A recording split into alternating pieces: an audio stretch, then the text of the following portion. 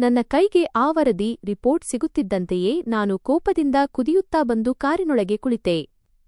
ಆ ವರದಿಯಲ್ಲಿ ನನಗೇನು ಮೊದಲೇ ತಿಳಿದಿತ್ತೋ ಅದೇ ಇರುತ್ತದೆ ಎಂಬ ಪೂರ್ಣ ವಿಶ್ವಾಸದಿಂದ ಅದನ್ನು ತೆರೆದೆ. ಆ ನೀಚ ಮಹಿಳೆಗೆ ಇಂದೇ ಸರಿಯಾದ ಪಾಠ ಕಲಿಸಬೇಕೆಂದು ನಾನು ನಿರ್ಧರಿಸಿದ್ದೆ.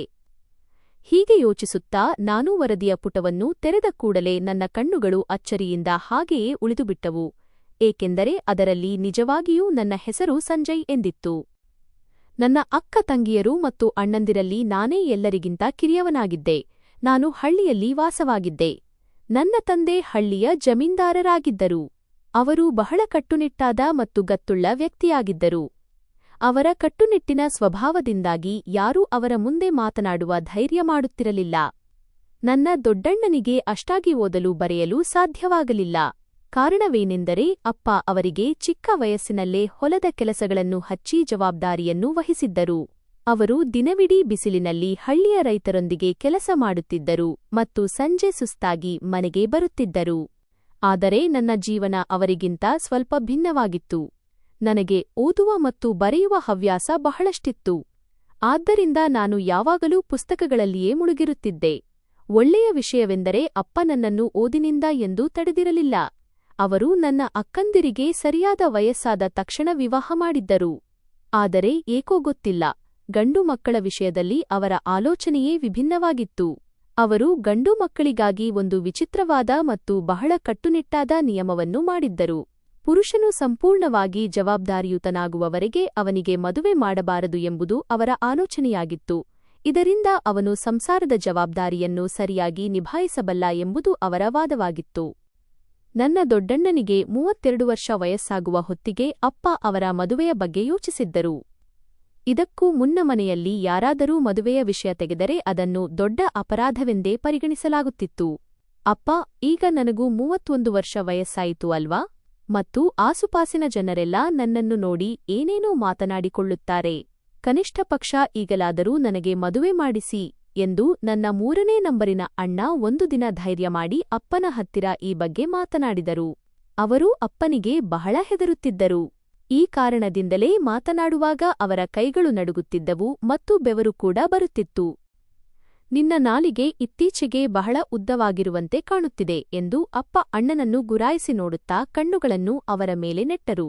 ಆ ಸಮಯದಲ್ಲಿ ಅವರ ಕಣ್ಣುಗಳಲ್ಲಿ ದಿಗಿಲು ಸ್ಪಷ್ಟವಾಗಿ ಕಾಣುತ್ತಿತ್ತು. ನಿನ್ನ ಉಳಿದ ಅಣ್ಣಂದಿರ ಮದುವೆಗಳು ಇದೇ ವಯಸ್ಸಿನಲ್ಲಿ ಆಗಿವೆ ಎಂಬುದು ನಿನಗೆ ಚೆನ್ನಾಗಿ ಗೊತ್ತು. ಅವರಿಗೆ ಆದ ವಯಸ್ಸಿನಲ್ಲೇ ನಿನಗೂ ಆಗುತ್ತದೆ. ಇದಕ್ಕಿಂತ ಮೊದಲು ಮದುವೆಯ ಹೆಸರು ಎತ್ತಿದರೆ ನನ್ನಷ್ಟು ಕೆಟ್ಟವನು ಯಾರೂ ಇರುವುದಿಲ್ಲ ಎಂದು ನೆನಪಿಟ್ಟುಕೋ. ಆದರೆ ಅಪ್ಪ, ಹಳ್ಳಿಯಲ್ಲಿ ನನ್ನ ವಯಸ್ಸಿನ ಎಲ್ಲ ಹುಡುಗರ ಮದುವೆ ಆಗಿಹೋಗಿದೆ. ಜನರು ನನ್ನನ್ನು ನೋಡಿದಾಗ ಜಮೀನ್ದಾರರ ಮಕ್ಕಳು ಇನ್ನೂ ಬ್ರಹ್ಮಚಾರಿಗಳಾಗಿಯೇ ಕುಳಿತಿದ್ದಾರೆ ಎಂದು ಏನೇನೋ ಮಾತನಾಡಿಕೊಳ್ಳುತ್ತಾರೆ ಎಂದು ಅಣ್ಣ ಗಾಬರಿಯಿಂದ ಮತ್ತೆ ಕಣ್ಣುಗಳನ್ನು ಕೆಳಕ್ಕೆ ಮಾಡಿ ಹಿಂಜರಿಯುತ್ತಲೇ ಉತ್ತರಿಸಿದರು. ಆದರೆ ಇದರ ಜೊತೆಗೆ ಅವರು ಭಯದಿಂದ ಸ್ವಲ್ಪ ಹಿಂದೆ ಸರಿದರು. ಒಂದು ಮಾತನ್ನು ಕಿವಿಗೊಟ್ಟು ಕೇಳು. ನನಗೆ ಜನರ ಮಾತುಗಳು ಬೇಕಾಗಿಲ್ಲ, ಏಕೆಂದರೆ ನನ್ನ ನಿರ್ಧಾರವೇ ಅಂತಿಮ. ಮತ್ತು ಈ ಮನೆ ನಾನು ಬದುಕಿರುವವರೆಗೆ ನನ್ನದೇ ಕಟ್ಟುಪಾಡುಗಳ ಮೇಲೆ ನಡೆಯುತ್ತದೆಯೇ ಹೊರತು ಜನರ ಮಾತಿನ ಮೇಲಲ್ಲ ಎಂದು ಅಪ್ಪ ತಮ್ಮ ಗಡುಸಾದ ಧೈರ್ಯದಲ್ಲಿ ತೀರ್ಪು ನೀಡಿ ಪಾತ್ರೆಯನ್ನು ಮೇಜಿನ ಮೇಲೆ ಜೋರಾಗಿ ಅಪ್ಪಳಿಸಿ ಅಲ್ಲಿಂದ ಹೊರಟು ಹೋದರು. ಇದರ ನಂತರ ಸುತ್ತಲೂ ಮೌನ ಆವರಿಸಿತು. ಅಪ್ಪನ ನಿರ್ಧಾರದ ವಿರುದ್ಧ ಒಂದು ಪದವನ್ನೂ ಮಾತನಾಡುವ ಧೈರ್ಯ ಯಾರಿಗೂ ಇರಲಿಲ್ಲ. ಇದನ್ನು ನೋಡಿ ನನ್ನ ಅಣ್ಣಂದಿರ ಮದುವೆಯೇ ಇನ್ನೂ ಆಗದ ಮೇಲೆ ನನ್ನ ಸರದಿ ಹೇಗೆ ತಾನೇ ಬರುತ್ತದೆ ಎಂದು ನಾನು ಚೆನ್ನಾಗಿ ಅರ್ಥಮಾಡಿಕೊಂಡಿದ್ದೆ. ನಾನೇ ಎಲ್ಲರಿಗಿಂತ ಕಿರಿಯವನಾಗಿದ್ದ ಕಾರಣ ನನ್ನ ಮದುವೆಗೆ ಇನ್ನೂ ಬಹಳ ಸಮಯವಿತ್ತು. ಅದರಲ್ಲೂ ನನಗಿಂತ ಹಿರಿಯ 2 ಅಣ್ಣಂದಿರು ಇನ್ನೂ ಮದುವೆಯಾಗದೆ ಕುಳಿತಿದ್ದರು. ಆದ್ದರಿಂದ ನಾನು ನನ್ನ ಪೂರ್ಣ ಗಮನವನ್ನು ಓದಿನ ಕಡೆಗೆ ತಿರುಗಿಸಿದೆ. ನಾನು ರಾತ್ರಿ ಇಡೀ ಓದುತ್ತಿದ್ದೆ ಮತ್ತು ಪರೀಕ್ಷೆಗಳಲ್ಲಿ ಒಳ್ಳೆಯ ಅಂಕಗಳೊಂದಿಗೆ ತೇರ್ಗಡೆಯಾಗುತ್ತಿದ್ದೆ. ಆದರೆ ನಾನು ಯೌವನಕ್ಕೆ ಕಾಲಿಟ್ಟಾಗ ನನ್ನ ಆಲೋಚನಾ ಶೈಲಿ ಸ್ವಲ್ಪ ಬದಲಾಯಿತು ಮತ್ತು ಈ ಕಾರಣದಿಂದ ನಾನು ತಪ್ಪು ಹಾದಿ ಹಿಡಿದೆ. ನನ್ನ ಹಾಸ್ಟೆಲ್ ಜೀವನ ಮತ್ತು ಅಲ್ಲಿ ಸಿಕ್ಕ ಸ್ನೇಹಿತರ ಕೆಟ್ಟ ಸಹವಾಸ ನನ್ನನ್ನು ವಿನಾಶದ ಹಾದಿಯತ್ತ ಕೊಂಡೊಯ್ಯಿತು. ನನ್ನ ಭಾವನೆಗಳನ್ನು ನಿಯಂತ್ರಿಸಲು ಸಾಧ್ಯವಾಗದೆ ನಾನು ಪದೇ ಪದೇ ತಪ್ಪುಗಳನ್ನು ಮಾಡುತ್ತಾ ಹೋದೆ. ಈ ಕಾರಣದಿಂದ ನಾನು ದೈಹಿಕವಾಗಿ ಮಾತ್ರವಲ್ಲದೆ ಮಾನಸಿಕವಾಗಿಯೂ ಸಂಪೂರ್ಣವಾಗಿ ಹಾಳಾಗಿದ್ದೆ. ನನಗಿಂತ ದೊಡ್ಡ ಅಣ್ಣನ ಮದುವೆಯ ಸಮಯದಲ್ಲಿ ನಾನು ಅತೀ ಭಯಾನಕವಾದ ಸತ್ಯವೊಂದನ್ನು ಎದುರಿಸಬೇಕಾಯಿತು. ಅದು ನನಗೆ ತುಂಬಾನೇ ಕೌತುಕ ಹಾಗೂ ಭಯಾನಕವಾಗಿತ್ತು. ಏಕೆಂದರೆ ನಾನು ಈಗ ಅಂತಹ ಮನುಷ್ಯನಾಗಿಬಿಟ್ಟಿದ್ದೆ, ಯಾರು ಎಂದಿಗೂ ಮಗುವಿನ ಸುಖವನ್ನು ಅನುಭವಿಸಲು ಸಾಧ್ಯವಿರಲಿಲ್ಲ. ಇದು ಎಂತಹ ಕಹಿ ಮತ್ತು ಭಯಾನಕ ಸತ್ಯವಾಗಿತ್ತೆಂದರೆ, ಇದು ನನ್ನ ಜೀವನದ ಎಲ್ಲಾ ಸಂತೋಷಗಳನ್ನು ಮತ್ತು ನನ್ನ ಭವಿಷ್ಯದ ಬಗ್ಗೆ ನಾನು ಕಂಡಿದ್ದ ಎಲ್ಲಾ ಸುಂದರ ಕನಸುಗಳನ್ನು ಕಿತ್ತುಕೊಂಡಿತ್ತು. ಇವೆಲ್ಲವನ್ನೂ ಆಲೋಚಿಸಿ ನಾನು ಹಗಲು ರಾತ್ರಿ ಮನಸ್ಸಿನಲ್ಲೇ ಕೊರಗತೊಡಗಿದೆ. ವಾಸ್ತವವಾಗಿ ಪರಿಸ್ಥಿತಿ ಕೈಮೀರಿ ಹೋದ ನಂತರವೇ ನನಗೆ ಈ ಪರಿಸ್ಥಿತಿಯ ಅರಿವಾಗಿತ್ತು. ಇದು ಅಂತಹ ವಿಷಯವಾಗಿತ್ತೆಂದರೆ ಇದರ ಬಗ್ಗೆ ನಾನು ಯಾರೊಂದಿಗೂ ಮಾತನಾಡಲು ಸಾಧ್ಯವಿರಲಿಲ್ಲ ಅಥವಾ ಮನೆಯವರ ಸಹಾಯವನ್ನು ಪಡೆಯಲು ಸಾಧ್ಯವಿರಲಿಲ್ಲ. ಆ ಸಮಯದಲ್ಲಿ ನನಗೆ ಏನು ಮಾಡಬೇಕೆಂದು ತೋಚುತ್ತಿರಲಿಲ್ಲ. ಆದ್ದರಿಂದ ನಾನು ಎಲ್ಲರಿಗೂ ತಿಳಿಯದಂತೆ ನಗರದ ಹಲವು ವೈದ್ಯರು ಮತ್ತು ಆಯುರ್ವೇದ ಔಷಧಿ ನೀಡುವ ಚಿಕಿತ್ಸಾಲಯಗಳಿಗೆ ಅಲೆದೆ. ಆದರೆ ನಾನು ಹೋದಲ್ಲೆಲ್ಲ ನನಗೆ ಕೇವಲ ನಿರಾಸೆಯೇ ಎದುರಾಯಿತು. ನನ್ನ ಪರಿಶ್ರಮದಿಂದ ಇಲ್ಲಿಯವರೆಗೆ ನಾನು ಉಳಿಸಿದ್ದ ಹಣವನ್ನೆಲ್ಲ ನನ್ನ ಚಿಕಿತ್ಸೆಗಾಗಿ ವ್ಯರ್ಥ ಮಾಡಿದೆ. ಆದರೆ ಅಯ್ಯೋ, ನನಗೆ ಯಾವುದೇ ಪ್ರಯೋಜನವಾಗಲಿಲ್ಲ. ಸಂಜಯ್, ನಿನ್ನ ವರದಿಗಳು ರಿಪೋರ್ಟ್ಸ್ ಸಾಮಾನ್ಯವಾಗಿಲ್ಲ. ಒಬ್ಬ ಪ್ರಸಿದ್ಧ ವೈದ್ಯರು ನನ್ನ ವರದಿಯನ್ನು ನನ್ನ ಮುಂದಿಡುತ್ತಾ ಬಹಳ ಗಂಭೀರವಾಗಿ ಹೇಳಿದರು. ಡಾಕ್ಟರ್ ಸಾಹೇಬರೇ, ನೀವು ಏನು ಹೇಳಲು ಹೊರಟಿದ್ದೀರಿ? ನಿಮ್ಮ ಮಾತಿನ ಅರ್ಥವೇನು? ನಾನು ಎಂದಾದರೂ ಗುಣಮುಖನಾಗಲು ಸಾಧ್ಯವಿಲ್ಲವೇ ಎಂದು ನಾನು ನಡುಗುವ ದನಿಯಲ್ಲಿ ಕೇಳಿದೆ. ಆಗ ಭಯದಿಂದ ನನ್ನ ಗಂಟಲು ಒಣಗಿ ಹೋಗಿತ್ತು. ನೋಡು ಸಂಜಯ್, ನಿನ್ನ ವಯಸ್ಸಿನ ಅತ್ಯಂತ ಮಹತ್ವದ ಹಂತದಲ್ಲಿ ನೀನು ನಿನ್ನ ಆರೋಗ್ಯದೊಂದಿಗೆ ಮಾಡಿದ ಚೆಲ್ಲಾಟವೇ ನಿನ್ನನ್ನು ಸಂಪೂರ್ಣವಾಗಿ ನಾಶಮಾಡಿದೆ. ಈ ಕಾರಣದಿಂದಲೇ ನೀನು ಇನ್ನು ಮುಂದೆ ಎಂದಿಗೂ ಮಗುವಿನ ಸುಖವನ್ನು ಕಾಣಲು ಸಾಧ್ಯವಿಲ್ಲ. ನಾನು ಮನಸ್ಸು ಮಾಡಿದ್ದರೆ ನಿನಗೆ ಸುಳ್ಳು ಭರವಸೆ ನೀಡಬಹುದಿತ್ತು, ಆದರೆ ನಾನು ಹಾಗೆ ಮಾಡುವುದಿಲ್ಲ. ಸತ್ಯವೇನೆಂದರೆ ಇದು ನಿನಗೆ ತುಂಬಾ ಕಹಿಯಾದ ವಿಷಯವೆಂದು ನನಗೆ ತಿಳಿದಿದೆ. ಮತ್ತು ಇನ್ನೊಂದು ಮಾತು, ವೈದ್ಯಕೀಯ ವಿಜ್ಞಾನದ ಪ್ರಕಾರ ನೀನು ಗುಣಮುಖನಾಗುವುದು ಈಗ ಅಸಾಧ್ಯ. ವೈದ್ಯರ ಈ ಮಾತುಗಳು ನನ್ನ ಕೊನೆಯ ಭರವಸೆಯನ್ನು ಕಸಿದುಕೊಂಡವು ಮತ್ತು ನನ್ನ ಹೃದಯ ಚೂರಾಯಿತು. ವೈದ್ಯರು ನನ್ನನ್ನು ಸಂಪೂರ್ಣವಾಗಿ ನಿರಾಶೆಗೊಳಿಸಿದ್ದರು. ನಾನು ಇನ್ನು ಮುಂದೆಂದೂ ನನ್ನ ಮಗುವಿನ ಮುಖ ನೋಡಲು ಸಾಧ್ಯವಿಲ್ಲ ಮತ್ತು ನನ್ನ ಪತ್ನಿಗೂ ಆ ಸಂತೋಷವನ್ನು ನೀಡಲು ಸಾಧ್ಯವಿಲ್ಲ. ಇದು ನನ್ನ ಅತಿದೊಡ್ಡ ಕೊರತೆಯಾಗಿತ್ತು. ಆದರೆ ಇದಕ್ಕೆ ನಾನೇ ಕಾರಣನಾಗಿದ್ದೆ. ಆದ್ದರಿಂದ ಈ ಕೊರತೆಯನ್ನು ಪ್ರಪಂಚದಿಂದ ಮತ್ತು ಮುಖ್ಯವಾಗಿ ನನ್ನ ಮನೆಯವರಿಂದ ಶಾಶ್ವತವಾಗಿ ಅಡಗಿಸಿಡಲು ಬಯಸಿದ್ದೆ. ಈ ಸತ್ಯ ಬಯಲಾದ ನಂತರ ನಾನು ಇಡೀ ರಾತ್ರಿ ಎಚ್ಚರವಿದ್ದು ನನ್ನ ಹಣೆಬರಹವನ್ನು ನೆನೆದು ಅಳುತ್ತಿದ್ದೆ. ಹೊರನೋಟಕ್ಕೆ ನಾನು ಸದೃಢ ಯುವಕನಂತೆ ಕಾಣುತ್ತಿದ್ದೆ, ಆದರೆ ಒಳಗಿನಿಂದ ಸಂಪೂರ್ಣವಾಗಿ ಟೊಳ್ಳಾಗಿದ್ದೆ ಮತ್ತು ಅಸಹಾಯಕನಾಗಿದ್ದೆ. ಏಕೆಂದರೆ ನನ್ನ ಜೀವನದ ನಿಜವಾದ ಸಂತೋಷವೇ ಕೊನೆಗೊಂಡಿತ್ತು ಮತ್ತು ಇದಕ್ಕೆ ಬೇರೆ ಯಾರೂ ಅಲ್ಲ, ನಾನೇ ಹೊಣೆಯಾಗಿದ್ದೆ. ನಾನು ಮಾಡಿದ ಅಚಾತುರ್ಯ ಮತ್ತು ತಪ್ಪುಗಳ ಪರಿಣಾಮವನ್ನು ಇಂದು ನಾನು ಈ ಸ್ಥಿತಿಯಲ್ಲಿ ಅನುಭವಿಸಬೇಕಾಯಿತು. ನನ್ನ ಗೆಳೆಯರು ಪಾರ್ಟಿಗಳಿಗೆ ಅಥವಾ ಮದುವೆಗಳಿಗೆ ಹೋದಾಗ ಅಲ್ಲಿ ಹುಡುಗಿಯರ ಬಗ್ಗೆ ಹರಟೆ ಹೊಡೆಯುತ್ತಿದ್ದರು ಮತ್ತು ಅವರೊಂದಿಗೆ ಭವಿಷ್ಯದ ಕನಸುಗಳನ್ನು ಕಾಣುತ್ತಿದ್ದರು. ಇವೆಲ್ಲವನ್ನೂ ಕೇಳಿ ನನಗೆ ಉಸಿರುಗಟ್ಟಿದಂತಾಗುತ್ತಿತ್ತು. ಆದ್ದರಿಂದ ನಾನು ಅವರ ಮಧ್ಯದಿಂದ ಎದ್ದು ಹೋಗುತ್ತಿದ್ದೆ. ಇದರಿಂದಾಗಿ ಅವರೆಲ್ಲ ನನ್ನನ್ನು ಅಹಂಕಾರಿ ಎಂದು ತಿಳಿಯುತ್ತಿದ್ದರು. ಆದರೆ ಸತ್ಯವೇನೆಂದರೆ ನಾನು ಒಳಗಿನಿಂದ ಸಂಪೂರ್ಣವಾಗಿ ಕುಸಿದು ಹೋಗಿದ್ದೆ ಮತ್ತು ಭಯಭೀತನಾಗಿದ್ದೆ. ಯಾವುದೋ ಒಂದು ದಿನ ನನ್ನ ಬಾಯಿಂದ ಏನಾದರೂ ಹೊರಬಂದು ಬಿಡುತ್ತದೋ ಮತ್ತು ನನ್ನ ಈ ರಹಸ್ಯ ಎಲ್ಲರಿಗೂ ತಿಳಿದುಬಿಡುತ್ತದೋ ಎಂಬ ಭಯ ನನ್ನನ್ನು ಯಾವಾಗಲೂ ಕಾಡುತ್ತಿತ್ತು. ಆಕಸ್ಮಿಕವಾಗಿ ಯಾರಿಗಾದರೂ ಈ ವಿಷಯ ತಿಳಿದರೆ ನಾನು ಯಾರಿಗೂ ಮುಖ ತೋರಿಸಲು ಸಾಧ್ಯವಿರಲಿಲ್ಲ. ನನ್ನ ಈ ಸತ್ಯವೇ ನನ್ನ ಅತಿದೊಡ್ಡ ದೌರ್ಬಲ್ಯವಾಗಿತ್ತು. ನಾನು ಓದುತ್ತಿದ್ದ ಕಾಲೇಜಿನಲ್ಲಿ ಪ್ರತಿಯೊಬ್ಬ ವಿದ್ಯಾರ್ಥಿಯೂ ನನ್ನ ಪ್ರತಿಭೆಯನ್ನು ಮೆಚ್ಚಿಕೊಂಡಿದ್ದರು, ಏಕೆಂದರೆ ನಾನು ಯಾವಾಗಲೂ ತರಗತಿಗೆ ಪ್ರಥಮ ಸ್ಥಾನ ಪಡೆಯುತ್ತಿದ್ದೆ. ಶಿಕ್ಷಕರು ಕೂಡ ನನ್ನ ಉದಾಹರಣೆಯನ್ನೇ ನೀಡುತ್ತಿದ್ದರು. ನನ್ನ ಈ ಕೊರತೆಯನ್ನು ಮುಚ್ಚಿಡಲು ನಾನು ಪುಸ್ತಕಗಳ ಮೊರೆ ಹೋಗಿದ್ದೆ.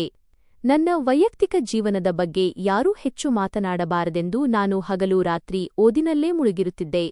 ಅದೇ ತರಗತಿಯಲ್ಲಿ ಗಾರ್ಗಿ ಎಂಬ ಹುಡುಗಿಯಿದ್ದಳು.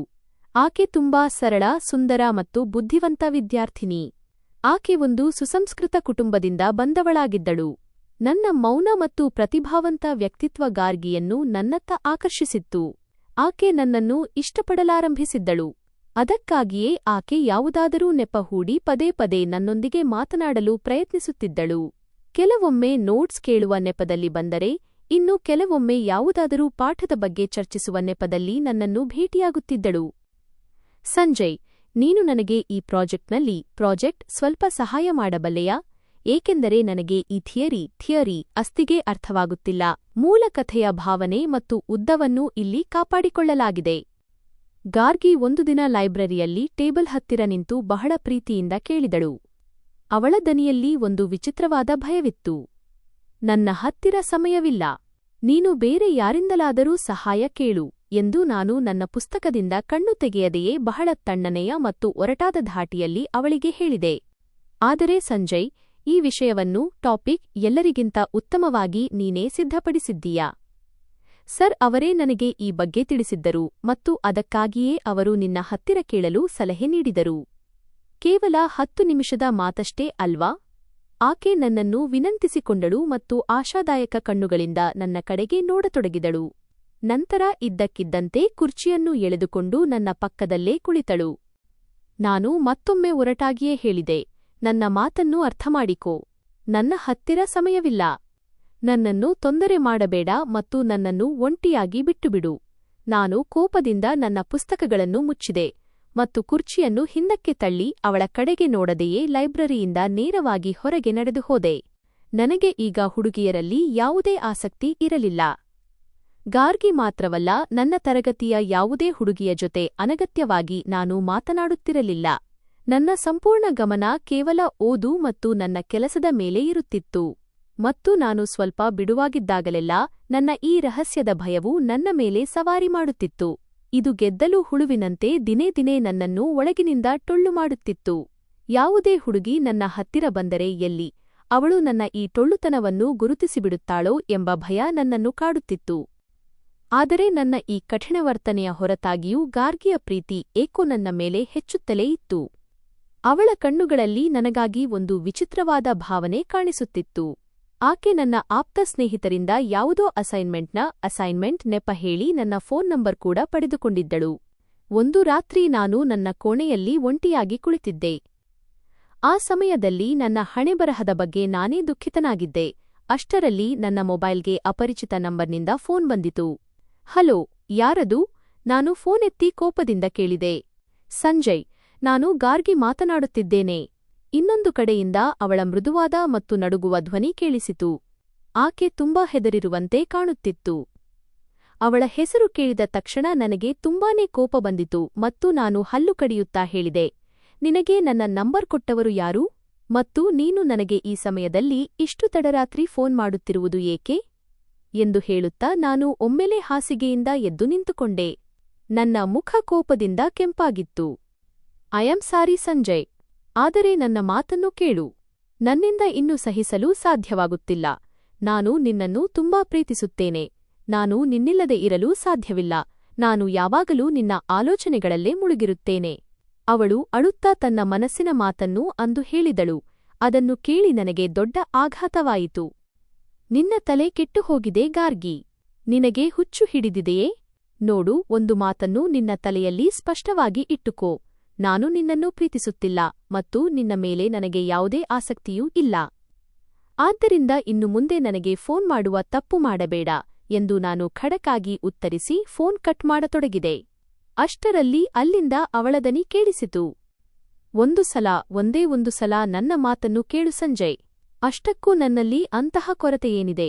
ನೀನು ನನ್ನನ್ನು ಇಷ್ಟು ದ್ವೇಷದಿಂದ ತಿರಸ್ಕರಿಸುತ್ತಿದ್ದೀಯಲ್ಲ? ಆಕೆ ಸತತವಾಗಿ ಅಳುತ್ತಿದ್ದಳು ಮತ್ತು ಅವಳ ಧ್ವನಿಯಲ್ಲಿ ಆಳವಾದ ನೋವಿತ್ತು. ನೋಡು ಗಾರ್ಗಿ, ನೀನು ನನ್ನನ್ನು ಪ್ರೀತಿಸಿದರೆ ಅದು ನಿನ್ನ ಸಮಸ್ಯೆ, ನನ್ನ ಸಮಸ್ಯೆಯಲ್ಲ. ನಾನು ಇತರರ ಜವಾಬ್ದಾರಿಯನ್ನು ಹೊತ್ತುಕೊಂಡಿಲ್ಲ. ನಿನಗೆ ಏನು ಬೇಕೋ ಅದನ್ನು ಮಾಡಿಕೋ. ಆದರೆ ನನಗೆ ಮರಳಿ ಎಂದಿಗೂ ಫೋನ್ ಮಾಡಬೇಡ ಎಂದು ನಾನು ಬಹಳ ತಣ್ಣಗಿನ ಧಾಟಿಯಲ್ಲಿ ಉತ್ತರಿಸಿ ಕೋಪದಿಂದ ಫೋನ್ ಕಟ್ ಮಾಡಿದೆ. ಇದರ ನಂತರವೂ ಗಾರ್ಗಿ ಸೋಲೊಪ್ಪಲಿಲ್ಲ. ಆಕೆ ಪ್ರತಿದಿನ ಕಾಲೇಜಿನಲ್ಲಿ ನನ್ನ ಮುಂದೆ ಬಂದು ನಿಲ್ಲುತ್ತಿದ್ದಳು. ಅವಳ ಇಂತಹ ವರ್ತನೆಗಳು ನನ್ನನ್ನು ಒಳಗಿನಿಂದ ಇನ್ನೂ ಹೆಚ್ಚಾಗಿ ಹೆದರಿಸುತ್ತಿದ್ದವು. ಈ ಹುಡುಗಿಯಿಂದ ಹೇಗೆ ಮುಕ್ತಿ ಪಡೆಯಬೇಕೆಂದು ನನಗೆ ತಿಳಿಯುತ್ತಿರಲಿಲ್ಲ. ಸಂಜಯ್, ಇಂದು ನಾನು ನಿನಗಾಗಿ ನನ್ನ ಕೈಯಾರೆ ಊಟ ಲಂಚ್ ತಯಾರಿಸಿದ್ದೇನೆ. ಮರುದಿನ ಆಕೆ ಕಾಲೇಜಿನ ಮೈದಾನದಲ್ಲಿ ಟಿಫಿನ್ ಹಿಡಿದು ನನ್ನ ಮುಂದೆ ನಿಂತಿದ್ದಳು. ನಗುನಗುತ್ತಾ ತನ್ನ ಕೈಯಿಂದ ಮಾಡಿದ ಅಡುಗೆಯನ್ನು ನನ್ನ ಮುಂದೆ ಇಟ್ಟಳು. ಅವಳ ಮುಖದಲ್ಲಿ ಒಂದು ಮುಗ್ಧವಾದ ನಗೆಯಿತ್ತು. ನನಗೆ ಹಸಿವಿಲ್ಲ ಮತ್ತು ನಿನಗೆ ಅರ್ಥವಾಗುವುದಿಲ್ಲವೇ? ನನಗಾಗಿ ಇದೆಲ್ಲ ಮಾಡುವುದನ್ನು ನಿಲ್ಲಿಸು.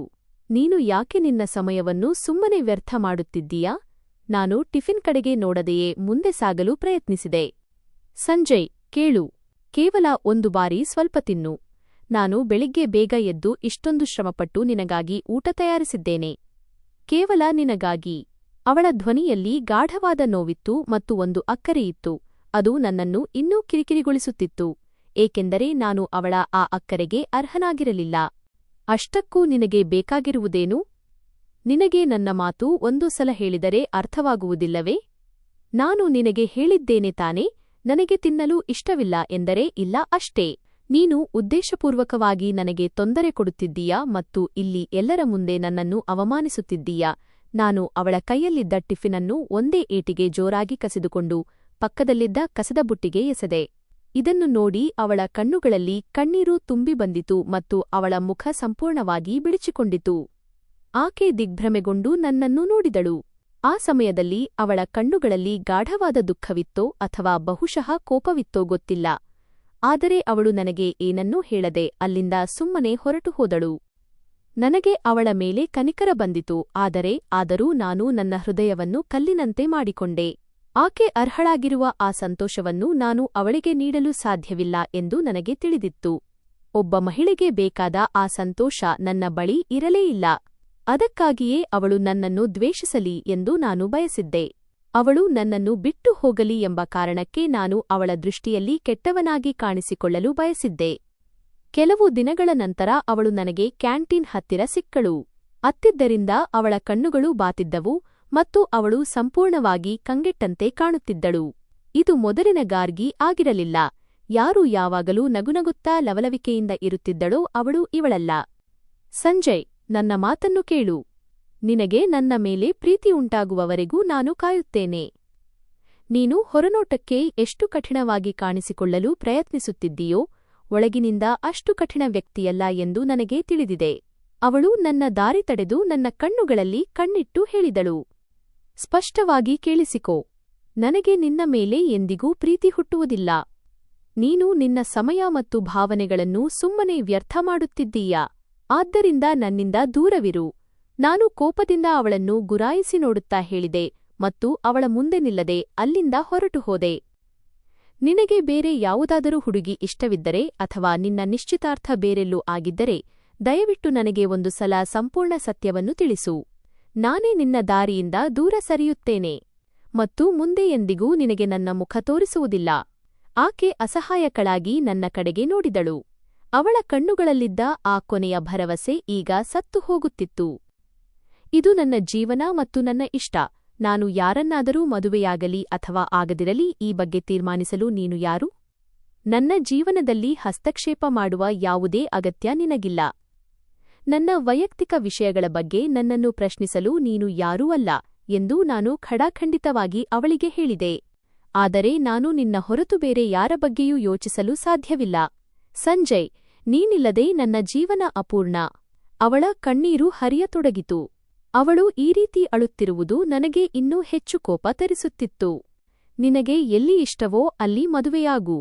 ಆದರೆ ನನಗಾಗಿ ಕಾಯುತ್ತಾ ಕುಳಿತುಕೊಳ್ಳಬೇಡ, ಏಕೆಂದರೆ ನಾನು ನಿನ್ನನ್ನು ಯಾವುದೇ ಕಾರಣಕ್ಕೂ ಮದುವೆಯಾಗುವುದಿಲ್ಲ. ಅರ್ಥವಾಯಿತೆ? ಅವಳನ್ನು ಅಳುತ್ತಾ ಬಿಟ್ಟು ನಾನು ಅಲ್ಲಿಂದ ವೇಗವಾಗಿ ಹೊರಟು ಹೋದೆ. ನಾನು ಒಮ್ಮೆಯೂ ಹಿಂದಿರುಗಿ ನೋಡಲಿಲ್ಲ, ಏಕೆಂದರೆ ನಾನು ಒಮ್ಮೆಯಾದರೂ ತಿರುಗಿ ನೋಡಿದರೆ ಅವಳು ಮತ್ತೆ ಏನಾದರೂ ಸುಳ್ಳು ಭರವಸೆ ಇಟ್ಟುಕೊಳ್ಳಬಹುದು ಎಂದು ನನಗೆ ತಿಳಿದಿತ್ತು. ನಾನು ಕಾಲೇಜಿನಲ್ಲಿ ನನ್ನ ಓದನ್ನು ಪೂರ್ಣಗೊಳಿಸಿದೆ ಮತ್ತು ಮುಂದಿನ ವಿದ್ಯಾಭ್ಯಾಸಕ್ಕಾಗಿ ದೊಡ್ಡ ವಿಶ್ವವಿದ್ಯಾಲಯಕ್ಕೆ ಹೋದೆ. ನಾನು ನನ್ನ ನಗರವನ್ನು ಬದಲಾಯಿಸಿದೆ. ಹೀಗೆ ಮಾಡುವುದರಿಂದ ಗಾರ್ಗಿಯ ಕಾಟದಿಂದ ನನಗೆ ಮುಕ್ತಿ ಸಿಗಬಹುದು ಎಂದು ನಾನು ಭಾವಿಸಿದ್ದೆ. ದೂರವಿದ್ದರೆ ಅವಳ ಪ್ರೀತಿ ಕಡಿಮೆಯಾಗಿ ಅವಳು ನನ್ನನ್ನು ಮರೆತುಬಿಡಬಹುದು ಎಂದುಕೊಂಡಿದ್ದೆ. ಅಲ್ಲಿನ ವಿಶ್ವವಿದ್ಯಾಲಯದ ವಾತಾವರಣ ಬಹಳ ಭಿನ್ನವಾಗಿತ್ತು. ಅಲ್ಲಿನ ಓದುವ ರೀತಿ ಮತ್ತು ಸಂಶೋಧನೆಗಳು ರಿಸರ್ಚ್ ಬಹಳ ಸಂಕೀರ್ಣವಾಗಿದ್ದವು. ಈ ಕಾರಣದಿಂದ ನಾನು ತುಂಬಾ ಬ್ಯುಸಿಯಾದೆ. ಆದರೆ ನನ್ನ ಭೂತಕಾಲ ಮತ್ತು ನನ್ನ ತಪ್ಪುಗಳು ಯಾವಾಗಲೂ ನೆರಳಿನಂತೆ ನನ್ನ ಜೊತೆಗೇ ಇದ್ದವು. ನಾನು ಎಲ್ಲೇ ಹೋದರೂ ನನ್ನ ಆ ಭಯ ಮಾತ್ರ ನನ್ನನ್ನು ಬಿಟ್ಟಿರಲಿಲ್ಲ. ಸಂಜಯ್, ನೀನು ವಿಶ್ವವಿದ್ಯಾಲಯದಲ್ಲೂ ಯಾವಾಗಲೂ ಒಬ್ಬನೇ ಇರುತ್ತೀಯಾ? ಒಮ್ಮೊಮ್ಮೆ ಯಾರ ಜೊತೆಯಾದರೂ ಕುಳಿತು ಸ್ವಲ್ಪ ಹರಟೆ ಹೊಡೆ. ನೀನು ಎಂದೂ ಯಾವುದೇ ಪ್ರವಾಸಕ್ಕೂ ಬಂದಿಲ್ಲ ಎಂದು ನನ್ನ ಹೊಸ ಸಹಪಾಠಿಯೊಬ್ಬ ಕ್ಯಾಫೆಟೇರಿಯಾದಲ್ಲಿ ನನ್ನ ಪಕ್ಕ ಕುಳಿತುಕೊಂಡು ಕೇಳಿದ. ಇಲ್ಲ, ನನಗೆ ಒಬ್ಬನೇ ಇರುವುದು ಇಷ್ಟ. ಈ ಜನಜಂಗುಳಿ ಮತ್ತು ಅನಗತ್ಯ ಮಾತುಗಳಿಂದ ನನ್ನ ತಲೆ ಕೆಡುತ್ತದೆ ಎಂದು ನಾನು ಪುಸ್ತಕದಿಂದ ಕಣ್ಣು ತೆಗೆಯದೆಯೇ ಒರಟಾಗಿ ಉತ್ತರಿಸಿದೆ. ಅರೇ ಗೆಳೆಯ, ಅದು ಹೇಗೆ ಸಾಧ್ಯ? ನಿನ್ನ ಜೀವನದಲ್ಲಿ ಯಾರಾದರೂ ಒಬ್ಬರು ಇದ್ದೇ ಇರುತ್ತಾರೆ. ನಿನಗೆ ಇಷ್ಟವಾದ ಯಾವುದಾದರೂ ಹುಡುಗಿ ಅಥವಾ ನಿನ್ನ ಹೃದಯ ಮುರಿದ ಯಾವುದಾದರೂ ಘಟನೆ. ನೀನು ಇಷ್ಟು ಸುಂದರವಾಗಿದ್ದೀಯಾ, ಪ್ರತಿಭಾವಂತನಾಗಿದ್ದೀಯಾ, ನಿನ್ನ ಈ ಒಂಟಿತನಕ್ಕೆ ಏನಾದರೂ ಒಂದು ಕಾರಣ ಇರಲೇಬೇಕಲ್ಲವೇ? ಅವನು ನಗುತ್ತಾ ನನ್ನನ್ನು ಇನ್ನು ಕೆದಕಲು ಪ್ರಯತ್ನಿಸಿದ. ನಿನ್ನ ಹರಟೆ ನಿಲ್ಲಿಸು. ಇಂತಹ ಅರ್ಥವಿಲ್ಲದ ಮಾತುಗಳಲ್ಲಿ ನನಗೆ ಯಾವುದೇ ಆಸಕ್ತಿ ಇಲ್ಲ. ನೀನು ನಿನ್ನ ಕೆಲಸ ನೋಡು ಮತ್ತು ನನಗೆ ಓದಲು ಬಿಡು. ನೀನು ನನಗೆ ತೊಂದರೆ ಕೊಡುತ್ತಿದ್ದೀಯಾ ಎಂದು ನಾನು ಕಠಿಣವಾಗಿ ಹೇಳಿ ಅವನನ್ನು ಸುಮ್ಮನಿರಿಸಿದೆ ಮತ್ತು ನನ್ನ ಪುಸ್ತಕವನ್ನು ಅವನ ಮುಖದ ಮುಂದೆ ಹಿಡಿದೆ.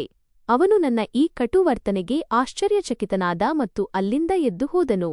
ಇದರ ನಂತರ ಅವನು ಎಂದಿಗೂ ನನ್ನ ವೈಯಕ್ತಿಕ ಜೀವನದ ಬಗ್ಗೆ ಯಾವುದೇ ಪ್ರಶ್ನೆಯನ್ನು ಕೇಳಲಿಲ್ಲ. ನಾನು ನನ್ನ ಸುತ್ತಲೂ ಯಾರೂ ದಾಟಲು ಸಾಧ್ಯವಾಗದಂತಹ ಎತ್ತರದ ಮತ್ತು ಬಲವಾದ ಗೋಡೆಯನ್ನು ಕಟ್ಟಿಕೊಂಡಿದ್ದೆ. ವಿಶ್ವವಿದ್ಯಾಲಯದ ಮೊದಲ ಸೆಮಿಸ್ಟರ್ ನಡೆಯುತ್ತಿದ್ದಾಗಲೇ ಒಂದು ದಿನ ನನ್ನ ಫೋನ್ಗೆ ಸಂದೇಶವೊಂದು ಬಂದಿತು. ಅದು ಅಪರಿಚಿತ ನಂಬರ್ನಿಂದ ಬಂದಿತ್ತು. ಆದರೆ ಆ ಸಂದೇಶವನ್ನು ಬರೆದಿದ್ದ ರೀತಿ ನೋಡಿದ ತಕ್ಷಣ ಅದು ಯಾರ ಸಂದೇಶ ಎಂದು ನಾನು ಗುರುತಿಸಿದೆ. ಗಾರ್ಗಿ ಬಹುಶಃ ತನ್ನ ಫೋನ್ ನಂಬರ್ ಬದಲಾಯಿಸಿರಬಹುದು. ನೀನು ನನ್ನನ್ನು ಬಿಟ್ಟು ಹೋದರೂ ನಾನು ನಿನ್ನನ್ನು ಮರೆಯಲು ಸಾಧ್ಯವಾಗಲಿಲ್ಲ ಸಂಜಯ್. ನಾನು ಇಂದಿಗೂ ನಿನಗಾಗಿಯೇ ಕಾಯುತ್ತಿದ್ದೇನೆ. ಸಂದೇಶ ಓದಿದ ಕೂಡಲೇ ನಾನು ಆ ನಂಬರ್ ಅನ್ನು ಬ್ಲಾಕ್ ಮಾಡಿದೆ. ಹುಚ್ಚುತನದ ಹಂತ ತಲುಪಿದ್ದ ಅವಳ ಪ್ರೀತಿಯನ್ನು ಕಂಡು ನಾನು ತುಂಬಾ ಹೆದರಲಾರಂಭಿಸಿದೆ. ಆಕೆ ಯಾವ ಸಂಜಯ್ ಹಿಂದೆ ಓಡುತ್ತಿದ್ದಾಳೋ ಆ ಸಂಜಯ್ ನಿಜ ಜೀವನದಲ್ಲಿ ಅವಳಿಗೆ ಯಾವುದೇ ಸುಖ ನೀಡಲು ಸಾಧ್ಯವಿಲ್ಲ ಎಂಬ ಹಕೀಕತ್ತು ಅವಳಿಗೆ ತಿಳಿದಿರಲಿಲ್ಲ. ಸಂಜಯ್ನ ಕೈ ಹಿಡಿಯುವುದರಿಂದ ಅವಳ ಜೀವನದಲ್ಲಿ ಎಂದಿಗೂ ಹೂಮಳೆ ಸುರಿಯಲು ಸಾಧ್ಯವಿರಲಿಲ್ಲ. ಹೇಗಾದರೂ ಮಾಡಿ ನನ್ನ ಈ ರಹಸ್ಯವನ್ನು ಮುಚ್ಚಿಡಬೇಕಾಗಿತ್ತು ಮತ್ತು ಅದಕ್ಕಾಗಿ ಗಾರ್ಗಿ ನನ್ನ ಜೀವನದಿಂದ ದೂರವಿರುವುದು ಬಹಳ ಮುಖ್ಯವಾಗಿತ್ತು. ನಾನು ಯಾವುದೇ ಕಾರಣಕ್ಕೂ ನನ್ನ ಸತ್ಯವನ್ನು ಪ್ರಪಂಚದ ಮುಂದೆ ತರಲು ಇಷ್ಟಪಡುತ್ತಿರಲಿಲ್ಲ. ವಿಶ್ವವಿದ್ಯಾಲಯದ ಹಾಸ್ಟೆಲ್ ಕೊಠಡಿಯೇ ಈಗ ನನ್ನ ಆಶ್ರಯ ತಾಣವಾಗಿತ್ತು. ನಾನು ಯಾವಾಗಲೂ ಪುಸ್ತಕಗಳಲ್ಲೇ ತಲೆ ಹಾಕಿ ಕುಳಿತಿರುತ್ತಿದ್ದೆ. ನನ್ನ ಫೋನ್ ರಿಂಗ್ ಆದಾಗ ಸ್ಕ್ರೀನ್ ಮೇಲೆ ಅಪ್ಪನ ಹೆಸರು ಹೊಳೆಯುತ್ತಿರುವುದನ್ನು ಕಂಡೆ. ನಾನು ದೀರ್ಘವಾಗಿ ಉಸಿರುಬಿಟ್ಟು ಸ್ವಲ್ಪ ಗಾಬರಿಯಿಂದ ಫೋನ್ ಕಿವಿಗೆ ಹಚ್ಚಿಕೊಂಡೆ. ಹೇಳಿ ಅಪ್ಪ ಎಂದು ಸುಳ್ಳು ಸಂತೋಷವನ್ನು ತೋರಿಸುತ್ತಾ ಮಾತನಾಡಲು ಪ್ರಾರಂಭಿಸಿದೆ. ನಿನ್ನ ಓದು ಹೇಗೆ ನಡೆಯುತ್ತಿದೆ ಸಂಜಯ್? ಅಪ್ಪನ ಗಂಭೀರ ಮತ್ತು ಗತ್ತಿನ ದನಿಯಲ್ಲಿ ಫೋನ್ ಸ್ಪೀಕರ್ನಿಂದ ಕೇಳಿಸಿತು. ಅವರ ಶೈಲಿಯಲ್ಲಿ ಒಂದು ವಿಚಿತ್ರವಾದ ಗಂಭೀರತೆಯಿತ್ತು. ಹೌದು ಅಪ್ಪ, ಚೆನ್ನಾಗಿ ನಡೆಯುತ್ತಿದೆ. ನಾನು ನನ್ನ ರಿಸರ್ಚ್ ಪ್ರಾಜೆಕ್ಟ್ ಕೆಲಸ ಮಾಡುತ್ತಿದ್ದೇನೆ ಎಂದು ನಾನು ಪುಸ್ತಕವನ್ನು ಟೇಬಲ್ ಮೇಲೆ ಮುಂದಕ್ಕೆ ಇಡುತ್ತಾ ಉತ್ತರಿಸಿದೆ. ಅವರ ಮಾತನ್ನು ಕೇಳಿ ನಾನು ಮನಸ್ಸಿನಲ್ಲೇ ಬೆಚ್ಚಿಬಿದ್ದಿದ್ದೆ. ನಿನ್ನ ಓದನ್ನು ಈಗ ಸ್ವಲ್ಪ ಬದಿಗಿಡು. ನಾನು ನಿನಗಾಗಿ ಒಂದು ಬಹಳ ಮಹತ್ವದ ನಿರ್ಧಾರ ತೆಗೆದುಕೊಂಡಿದ್ದೇನೆ ಎಂದು ಅಪ್ಪ ತಮ್ಮ ಗಡುಸಾದ ಧೈರ್ಯದಲ್ಲಿ ಹೇಳಿದರು. ಇದನ್ನು ಕೇಳಿ ನನ್ನ ಎದೆಬಡಿತ ಒಮ್ಮೆಲೇ ತೀವ್ರವಾಯಿತು. ಯಾವ ನಿರ್ಧಾರ ಅಪ್ಪ? ನನ್ನ ಹಣೆ ಮೇಲೆ ಬೆವರು ಬರಲಾರಂಭಿಸಿತು. ನನಗೆ ಭಯವಾಗತೊಡಗಿತು. ನನ್ನೊಳಗೆ ಯಾವುದೋ ಒಂದು ಅನಾಮಿಕ ಭಯ ತುಂಬಿ ಬರುತ್ತಿತ್ತು. ನನ್ನ ಗೆಳೆಯ ತನ್ನ ಮಗಳ ಸಂಬಂಧವನ್ನು ನಿನಗಾಗಿ ಕೇಳಿದ್ದಾನೆ ಮತ್ತು ನಾನು ಅದಕ್ಕೆ ಒಪ್ಪಿಗೆ ನೀಡಿದ್ದೇನೆ. ಮುಂದಿನ ತಿಂಗಳು ನಿನ್ನ ನಿಶ್ಚಿತಾರ್ಥವಿದೆ, ಎಂಗೇಜ್ಮೆಂಟ್. ಅಪ್ಪ ನನ್ನಲ್ಲಿ ಏನನ್ನೂ ಕೇಳದೆಯೇ ನೇರವಾಗಿ ತಮ್ಮ ತೀರ್ಪನ್ನು ಸುರಿಸಿದ್ದರು. ಅವರ ಮಾತುಗಳು ನನಗೆ ಸ್ಫೋಟದಂತೆ ಕೇಳಿಸಿದವು. ಏನು ಹೇಳುತ್ತಿದ್ದೀರಾ ಅಪ್ಪ? ನಾನು ನಿಮಗೆ ಯಾವಾಗ ಹೇಳಿದೆ ನನಗೆ ಮದುವೆಯಾಗಬೇಕೆಂದು? ನಾನು ಕೋಪದಿಂದ ನನ್ನ ಜಾಗದಿಂದ ಎದ್ದು ನಿಂತೆ. ನನ್ನ ಉಸಿರಾಟ ಏರುಪೇರಾಗುತ್ತಿತ್ತು. ನಿನ್ನನ್ನು ಯಾರು ಕೇಳಿದ್ದಾರೆ? ಮತ್ತು ನಿನ್ನನ್ನು ಕೇಳುವ ಅಗತ್ಯವಾದರೂ ಏನಿದೆ? ನಿನಗೆ ಈಗ ವಯಸ್ಸಾಗಿದೆ. ಅದಕ್ಕಾಗಿಯೇ ನೀನು ಈಗ ಸಂಸಾರ ಹೂಡಬೇಕು ಮತ್ತು ಇದು ನನ್ನ ನಿರ್ಧಾರ. ಅಪ್ಪನ ದನಿಯಲ್ಲಿ ಮತ್ತೆ ಅದೇ ಕಟ್ಟುನಿಟ್ಟು ಕಾಣಿಸಿತು. ಅವರು ಯಾರೂ ಎದುರು ಮಾತನಾಡುವುದನ್ನು ಸಹಿಸುತ್ತಿರಲಿಲ್ಲ. ಆದರೆ ಅಪ್ಪ, ನಾನು ಈ ಮದುವೆಯಾಗುವುದಿಲ್ಲ. ನನ್ನನ್ನು ಕೇಳದೆಯೇ ಇಷ್ಟು ದೊಡ್ಡ ನಿರ್ಧಾರ ಹೇಗೆ ತೆಗೆದುಕೊಂಡಿರಿ? ನಾನು ಜೋರಾಗಿಯೇ ಉತ್ತರಿಸಿದೆ. ಆದರೆ ಭಯದಿಂದ ಆ ಸಮಯದಲ್ಲಿ ನನ್ನ ಮೈ ಪೂರ್ತಿ ಬೆವರಿನಿಂದ ತೇವವಾಗಿತ್ತು. ನನ್ನ ನಿರ್ಧಾರದ ಮುಂದೆ ಮಾತನಾಡಲು ನಿನಗೆ ಎಷ್ಟು ಧೈರ್ಯ ಸಂಜಯ್? ಎಂದು ಅಪ್ಪ ಜೋರಾಗಿ ಗರ್ಜಿಸಿದರು. ಅವರ ಕೋಪ ಮುಗಿಲು ಮುಟ್ಟಿತ್ತು. ನಾನು ಸ್ಪಷ್ಟವಾಗಿ ಹೇಳುತ್ತಿದ್ದೇನೆ ಅಪ್ಪ, ನನಗೆ ಮದುವೆ ಬೇಡ ಮತ್ತು ಆ ಹುಡುಗಿಯ ಜೊತೆಗಂತೂ ಮದುವೆಯಾಗುವುದಿಲ್ಲ. ನೀವು ನಿಮ್ಮ ಗೆಳೆಯನಿಗೆ ಬೇಡವೆಂದು ಹೇಳಿಬಿಡಿ ಎಂದು ನಾನು ಸ್ಪಷ್ಟವಾಗಿ ಹೇಳಿ ಫೋನ್ ಕಟ್ ಮಾಡಿ ಹಾಸಿಗೆಯ ಮೇಲೆ ಎಸೆದೆ. ನಾನು ಕೋಪದಿಂದ ನಡುಗುತ್ತಿದ್ದೆ ಮತ್ತು ಭಯದಿಂದ ಬೆವರುತ್ತಿದ್ದೆ. ಮದುವೆಯ ಹೆಸರು ಕೇಳಿದ ಕೂಡಲೇ ನನ್ನ ಪ್ರಾಣವೇ ಹೋದಂತಾಯಿತು. ನನ್ನ ಈ ರಹಸ್ಯವನ್ನು ಯಾವುದೇ ಕಾರಣಕ್ಕೂ ಪ್ರಪಂಚಕ್ಕೆ ತಿಳಿಯದಂತೆ ಕಾಪಾಡಿಕೊಳ್ಳಬೇಕಿತ್ತು. ಸ್ವಲ್ಪ ಸಮಯದ ನಂತರ ನನಗೆ ನನ್ನ ದೊಡ್ಡಣ್ಣನ ಫೋನ್ ಬಂತು. ನಿನಗೇನಾದರೂ ಹುಚ್ಚು ಹಿಡಿದಿದೆಯೇ ಸಂಜಯ್? ಅಪ್ಪನ ಜೊತೆ ಈ ರೀತಿ ಹೇಗೆ ಮಾತನಾಡಬಲ್ಲೆ? ಅವರು ಕೋಪದಿಂದ ಕಿರುಚುತ್ತಿದ್ದರು. ಅಣ್ಣನ ದನಿಯಲ್ಲಿ ಗಾಬರಿ ಮತ್ತು ಆಶ್ಚರ್ಯವಿತ್ತು. ನಾನೇನು ಮಾಡಲಿ ಅಣ್ಣ? ನನಗೆ ಮದುವೆ ಇಷ್ಟವಿಲ್ಲ ಎಂದು ಹೇಳಿದ್ದೇನೆ ಅಲ್ವಾ? ಅಷ್ಟೇ ಎಂದು ನಾನು ಪರೇಶಾನಿಯಾಗಿ ತಲೆ ಹಿಡಿದುಕೊಂಡೆ. ನನ್ನ ತಲೆಯ ನರಗಳೆಲ್ಲ ಸಿಡಿಯುತ್ತಿದ್ದವು. ಸಂಜಯ್, ನಿನ್ನ ಉಳಿದ ಅಣ್ಣಂದಿರ ಸ್ವಭಾವ ಹೀಗಿರಲಿಲ್ಲ. ಅವರ ಸಮಯ ಬಂದಾಗ ಅವರು ಸುಮ್ಮನೆ ಮದುವೆಯಾದರು. ಆದರೆ ನೀನು ಏಕೆ ಈ ರೀತಿ ಬಂಡಾಯವೆದ್ದಿದ್ದೀಯಾ? ಅಣ್ಣ ನನಗೆ ತಿಳಿ ಹೇಳಲು ಪ್ರಯತ್ನಿಸಿದರು. ಅವರ ದನಿಯಲ್ಲಿ ಗೊಂದಲವಿತ್ತು. ನನ್ನ ಜೀವನ ಅವರಿಗಿಂತ ಭಿನ್ನವಾಗಿದೆ ಮತ್ತು ದಯವಿಟ್ಟು ನನ್ನನ್ನು ಅವರೊಂದಿಗೆ ಹೋಲಿಸಬೇಡಿ. ನನಗೆ ಅವರಿಂದ ಏನೂ ಬೇಕಿಲ್ಲ. ನನ್ನನ್ನು ನನ್ನ ಪಾಡಿಗೆ ಬಿಡಿ ಎಂದು ನಾನು ಉತ್ತರಿಸಿ ಅವರ ಫೋನ್ ಕೂಡ ಕಟ್ ಮಾಡಿದೆ. ಮರುದಿನ ಅಪ್ಪ ಅವರೇ ಖುದ್ದಾಗಿ ಹಾಸ್ಟೆಲ್ಗೆ ಬಂದರು. ಅವರ ಮುಖದಲ್ಲಿ ಅತೀವ ಕೋಪವಿತ್ತು. ಅವರು ನನ್ನ ಕೋಣೆಗೆ ಬಂದು ಕುರ್ಚಿಯ ಮೇಲೆ ಕುಳಿತರು. ನನ್ನ ತಲೆ ತಗ್ಗಿಸುವಂತೆ ಮಾಡಿದ್ದೀಯಾ ಸಂಜಯ್? ಸಂಪೂರ್ಣ ಸಮಾಜದಲ್ಲಿ ನನ್ನ ಮರ್ಯಾದೆ ಏನಾಗಬಹುದು? ನಾನು ನನ್ನ ಗೆಳೆಯನಿಗೆ ಇಲ್ಲ ಎಂದು ಹೇಳಿದರೆ? ಅಪ್ಪ ಇದ್ದಕ್ಕಿದ್ದಂತೆ ಮೃದುವಾಗುತ್ತಾ ನನ್ನ ಕಡೆ ನೋಡಿದರು. ಅವರು ನನ್ನನ್ನು ಭಾವನಾತ್ಮಕವಾಗಿ ಇಮೋಷನಲ್ ಬ್ಲ್ಯಾಕ್ಮೇಲ್ ಮಾಡಲು ಪ್ರಯತ್ನಿಸುತ್ತಿದ್ದರು. ನಿಮ್ಮ ಮರ್ಯಾದೆಯ ಹೆಸರಿನಲ್ಲಿ ನನ್ನ ಜೀವನವನ್ನು ಹಾಳು ಮಾಡಬೇಡಿ ಅಪ್ಪ. ನಾನು ಮದುವೆಗೆ ಲಾಯಕ್ಕಿಲ್ಲ. ಅಂದರೆ ನಾನು ಈಗ ಮಾನಸಿಕವಾಗಿ ಮದುವೆಯಾಗಲು ಸಿದ್ಧನಿಲ್ಲ. ಬಾಯಿಯಿಂದ ಅಚಾನಕ್ಕಾಗಿ ಹೊರಬಂದಿದ್ದ ಸತ್ಯವನ್ನು ಸರಿಪಡಿಸಿಕೊಳ್ಳಲು ನಾನು ತಡಬಡಾಯಿಸುತ್ತಾ ಕಷ್ಟಪಟ್ಟು ಸಮಜಾಯಿಷಿ ನೀಡಿದೆ. ನನ್ನ ಮುಖ ಒಮ್ಮೆಲೇ ಬಿಳಿಚಿಕೊಂಡಿತ್ತು. ಅಷ್ಟಕ್ಕೂ ನಿನಗಿರುವ ತೊಂದರೆಯಾದರೂ ಏನು? ನೀನು ನಿನ್ನ ಓದನ್ನು ಪೂರ್ಣಗೊಳಿಸಿದ್ದೀಯಾ ಮತ್ತು ಆಸ್ತಿಪಾಸ್ತಿಗೆ ನಿನಗೇನೂ ಕೊರತೆಯಿಲ್ಲ. ಮತ್ತೇಕೆ ನೀನು ಮದುವೆಯಿಂದ ಓಡಿಹೋಗುತ್ತಿದ್ದೀಯಾ? ಅಪ್ಪ ನನ್ನ ಕಣ್ಣುಗಳನ್ನು ಸೂಕ್ಷ್ಮವಾಗಿ ಗಮನಿಸಲು ಪ್ರಯತ್ನಿಸಿದರು. ಅವರ ತೀಕ್ಷ್ಣ ನೋಟ ನನ್ನನ್ನು ಬೆದರಿಸುತ್ತಿತ್ತು. ನಾನು ನಿಮಗೆ ಹೇಳಿದ್ದೇನಲ್ಲ ಅಪ್ಪ, ನನಗೆ ಮದುವೆ ಇಷ್ಟವಿಲ್ಲ ಎಂದು. ನೀವು ನನ್ನ ಮೇಲೆ ಈ ರೀತಿ ಒತ್ತಾಯ ಮಾಡಲು ಸಾಧ್ಯವಿಲ್ಲ ಎಂದು ನಾನು ಕಣ್ಣು ತಪ್ಪಿಸುತ್ತಾ ಕಠಿಣವಾಗಿ ಹೇಳಿದೆ. ನಾನು ಯಾವುದೇ ಬೆಲೆ ತೆತ್ತಾದರೂ ಶರಣಾಗಲು ಸಿದ್ಧನಿರಲಿಲ್ಲ. ನೀನು ಆ ಹುಡುಗಿಯನ್ನು ಮದುವೆಯಾಗದಿದ್ದರೆ ನಾನು ನಿನ್ನನ್ನು ನನ್ನ ಆಸ್ತಿಯಿಂದ ಹೊರಹಾಕುತ್ತೇನೆ. ಅಪ್ಪ ತಮ್ಮ ಕೊನೆಯ ಅಸ್ತ್ರ ಪ್ರಯೋಗಿಸಿದರು. ಅವರ ಮುಖ ಕೋಪದಿಂದ ಕೆಂಪಾಗಿತ್ತು. ಖಂಡಿತ ಮಾಡಿ ನನ್ನನ್ನು ಆಸ್ತಿಯಿಂದ ಹೊರಹಾಕಿ. ನಿಮ್ಮ ಆಸ್ತಿಯ ಮೇಲೆ ನನಗೇನೂ ಆಸಕ್ತಿ ಇಲ್ಲ. ಆದರೆ ಒಂದು ಮಾತು ಕೇಳಿಸಿಕೊಳ್ಳಿ, ನಾನು ಮದುವೆ ಮಾತ್ರ ಆಗುವುದಿಲ್ಲ ಎಂದು ನಾನು ಬಹಳ ನಿರ್ಲಜ್ಜತನದಿಂದ ಮತ್ತು ಹಠದಿಂದ ಉತ್ತರಿಸಿದೆ. ಅಪ್ಪ ಇದನ್ನು ಕೇಳಿ ನನ್ನನ್ನು ನುಂಗಿಬಿಡುವಂತಹ ನೋಟದಿಂದ ನೋಡಿ ಕೋಣೆಯಿಂದ ಹೊರನಡೆದರು. ನಾನು ನಿಟ್ಟುಸಿರುಬಿಟ್ಟೆ. ಆದರೆ ನನ್ನ ಸಂಕಷ್ಟಗಳು ಇಲ್ಲಿಗೆ ಮುಗಿಯಲಿಲ್ಲ. ಇನ್ನೊಂದೆಡೆ ಗಾರ್ಗಿ ನನಗೊಂದು ಹೊಸ ತಲೆನೋವಾಗಿದ್ದಳು. ಅವಳು ಪದೇ ಪದೇ ಹೊಸ ನಂಬರ್ಗಳಿಂದ ನನಗೆ ಫೋನ್ ಮಾಡುತ್ತಲೇ ಇದ್ದಳು. ಒಂದು ರಾತ್ರಿ ನಾನು ನನ್ನ ಲ್ಯಾಪ್ಟಾಪ್ನಲ್ಲಿ ಕೆಲಸ ಮಾಡುತ್ತಿದ್ದಾಗ ಅವಳ ಫೋನ್ ಬಂತು. ಅಪರಿಚಿತ ನಂಬರ್ ಎಂದು ಭಾವಿಸಿ ನಾನು ಫೋನ್ ಎತ್ತಿದೆ. ಸಂಜಯ್, ಒಂದು ಸಲ ನನ್ನ ಮಾತನ್ನು ಕೇಳು, ಇಲ್ಲದಿದ್ದರೆ ನಾನು ನನ್ನ ಜೀವನಕ್ಕೆ ವಿದಾಯ ಹೇಳುತ್ತೇನೆ. ಗಾರ್ಗಿಯ ಅಳುವ ಧ್ವನಿ ಕೇಳಿ ನನಗೆ ಮತ್ತೆ ಕೋಪದ ಜ್ವಾಲೆ ಉಂಟಾಯಿತು. ನೀನು ನನ್ನ ಜೀವನವನ್ನು ನರಕ ಮಾಡಿದ್ದೀಯಾ? ನಿನ್ನ ನಾಟಕಗಳು ಮುಗಿಯುತ್ತಲೇ ಇಲ್ಲ. ಗಾರ್ಗಿ, ನಿನಗೆ ಏನು ಮಾಡಬೇಕೋ ಅದನ್ನು ಮಾಡಿಕೋ. ಆದರೆ ನಿನ್ನ ಮುಂದೆ ಕೈ ಮುಗಿಯುತ್ತೇನೆ, ನನ್ನನ್ನು ಕಾಡಬೇಡ. ನಾನು ಹಲ್ಲು ಕಡಿಯುತ್ತಾ ಹೇಗೋ ಉತ್ತರಿಸಿದೆ. ನನ್ನ ದನಿಯಲ್ಲಿ ಕಿಂಚಿತ್ತೂ ಕರುಣೆ ಇರಲಿಲ್ಲ. ಸಂಜಯ್, ಬಹುಶಃ ನೀನು ಇದನ್ನು ತಮಾಷೆ ಎಂದು ಭಾವಿಸುತ್ತಿರಬಹುದು. ಆದರೆ ನಾನು ಸತ್ಯ ಹೇಳುತ್ತಿದ್ದೇನೆ. ನನ್ನ ಮನೆಯವರು ನನಗೆ ಬೇರೆ ಕಡೆ ಮದುವೆ ಮಾಡಲು ನಿರ್ಧರಿಸಿದ್ದಾರೆ. ಮತ್ತು ನೀನು ನನ್ನನ್ನು ಸ್ವೀಕರಿಸದಿದ್ದರೆ ನಾನು ಇದನ್ನೇ ಮಾಡುತ್ತೇನೆ ಎಂದು ಹೇಳುತ್ತಾ ಅವಳು ಜೋರಾಗಿ ಅಳಲಾರಂಭಿಸಿದಳು. ಅವಳ ದನಿಯಲ್ಲಿ ಗಾಢವಾದ ನಿರಾಸೆಯಿತ್ತು. ನಿನ್ನ ಬೆದರಿಕೆಗಳನ್ನು ಬೇರೆಯವರಿಗೆ ಹಾಕು, ತಿಳಿಯಿತೆ? ನೀವೆಲ್ಲ ಹುಡುಗಿಯರು ಗಂಡಸರನ್ನು ಬುಟ್ಟಿಗೆ ಹಾಕಿಕೊಳ್ಳಲು ಮತ್ತು ನಿಮ್ಮ ಮಾತನ್ನು ಕೇಳುವಂತೆ ಮಾಡಲು ಇಂತಹ ತಂತ್ರಗಳನ್ನೇ ಬಳಸುತ್ತೀರಿ. ನೀನು ನನ್ನನ್ನು ಬ್ಲ್ಯಾಕ್ಮೇಲ್ ಮಾಡುವ ಈ ಅಗ್ಗದ ತಂತ್ರ ಎಂದಿಗೂ ಯಶಸ್ವಿಯಾಗಲು ನಾನು ಬಿಡುವುದಿಲ್ಲ. ನಾನು ಅಸಹ್ಯದಿಂದ ಅವಳಿಗೆ ಹೇಳಿದೆ. ನನಗೆ ಅವಳ ಮಾತಿನ ಮೇಲೆ ಸ್ವಲ್ಪವೂ ನಂಬಿಕೆ ಇರಲಿಲ್ಲ. ನಾನು ನಿನ್ನನ್ನು ಬ್ಲ್ಯಾಕ್ಮೇಲ್ ಮಾಡುತ್ತಿಲ್ಲ. ನೀನಿಲ್ಲದೆ ನಾನು ಬದುಕಲು ಸಾಧ್ಯವಿಲ್ಲ ಎಂದು ಸತ್ಯ ಹೇಳುತ್ತಿದ್ದೇನೆ. ಸಂಜಯ್, ನನ್ನ ಪ್ರೀತಿಯನ್ನು ಅರ್ಥಮಾಡಿಕೊಳ್ಳಲು ಪ್ರಯತ್ನಿಸು. ಆಕೆ ಗೋಗರೆಯತೊಡಗಿದಳು. ಅವಳ ಅಳು ನನ್ನ ಕಲ್ಲು ಹೃದಯದ ಮೇಲೆ ಯಾವುದೇ ಪರಿಣಾಮ ಬೀರಲಿಲ್ಲ. ನಿನ್ನಂತಹ ಹುಚ್ಚು ಮತ್ತು ಹಠಮಾರಿ ಹುಡುಗಿಯರ ಗತಿ ಹೀಗೆಯೇ ಆಗಬೇಕು. ನಿನಗೆ ಏನು ಬೇಕೋ ಮಾಡಿಕೋ, ನರಕಕ್ಕೆ ಹೋಗು. ಆದರೆ ನನ್ನನ್ನು ಮಾತ್ರ ಬಿಟ್ಟುಬಿಡು. ನಾನು ಬಹಳ ನಿರ್ದಯವಾಗಿ ಫೋನ್ ಕಟ್ ಮಾಡಿದೆ ಮತ್ತು ಅವಳ ಆ ನಂಬರನ್ನು ಕೂಡ ಬ್ಲಾಕ್ ಮಾಡಿದೆ. ಆಕೆ ನನಗೆ ಕೇವಲ ಸುಳ್ಳು ಬೆದರಿಕೆ ಹಾಕುತ್ತಿದ್ದಾಳೆ ಎಂದು ನಾನು ಭಾವಿಸಿದೆ. ಆದರೆ ವಿಷಯ ನಾನು ಅಂದುಕೊಂಡಷ್ಟು ಸರಳವಾಗಿರಲಿಲ್ಲ. ಗಾರ್ಗಿಯ ತಂದೆ ತಾಯಿಗೂ ಅವಳು ನನ್ನನ್ನು ಇಷ್ಟಪಡುತ್ತಿದ್ದಾಳೆ ಮತ್ತು ನನ್ನ ಕಾರಣಕ್ಕಾಗಿಯೇ ಅವಳು ಮದುವೆಗೆ ಒಪ್ಪುತ್ತಿಲ್ಲ ಎಂಬುದು ತಿಳಿದಿತ್ತು. 2 ದಿನಗಳ ನಂತರ ಕೆಫೆಟೇರಿಯಾದಲ್ಲಿ ನಾನು ಕುಳಿತಿದ್ದಾಗ ಒಬ್ಬ ವೃದ್ಧ ವ್ಯಕ್ತಿ ಬಂದು ನನ್ನ ಎದುರು ನಿಂತರು.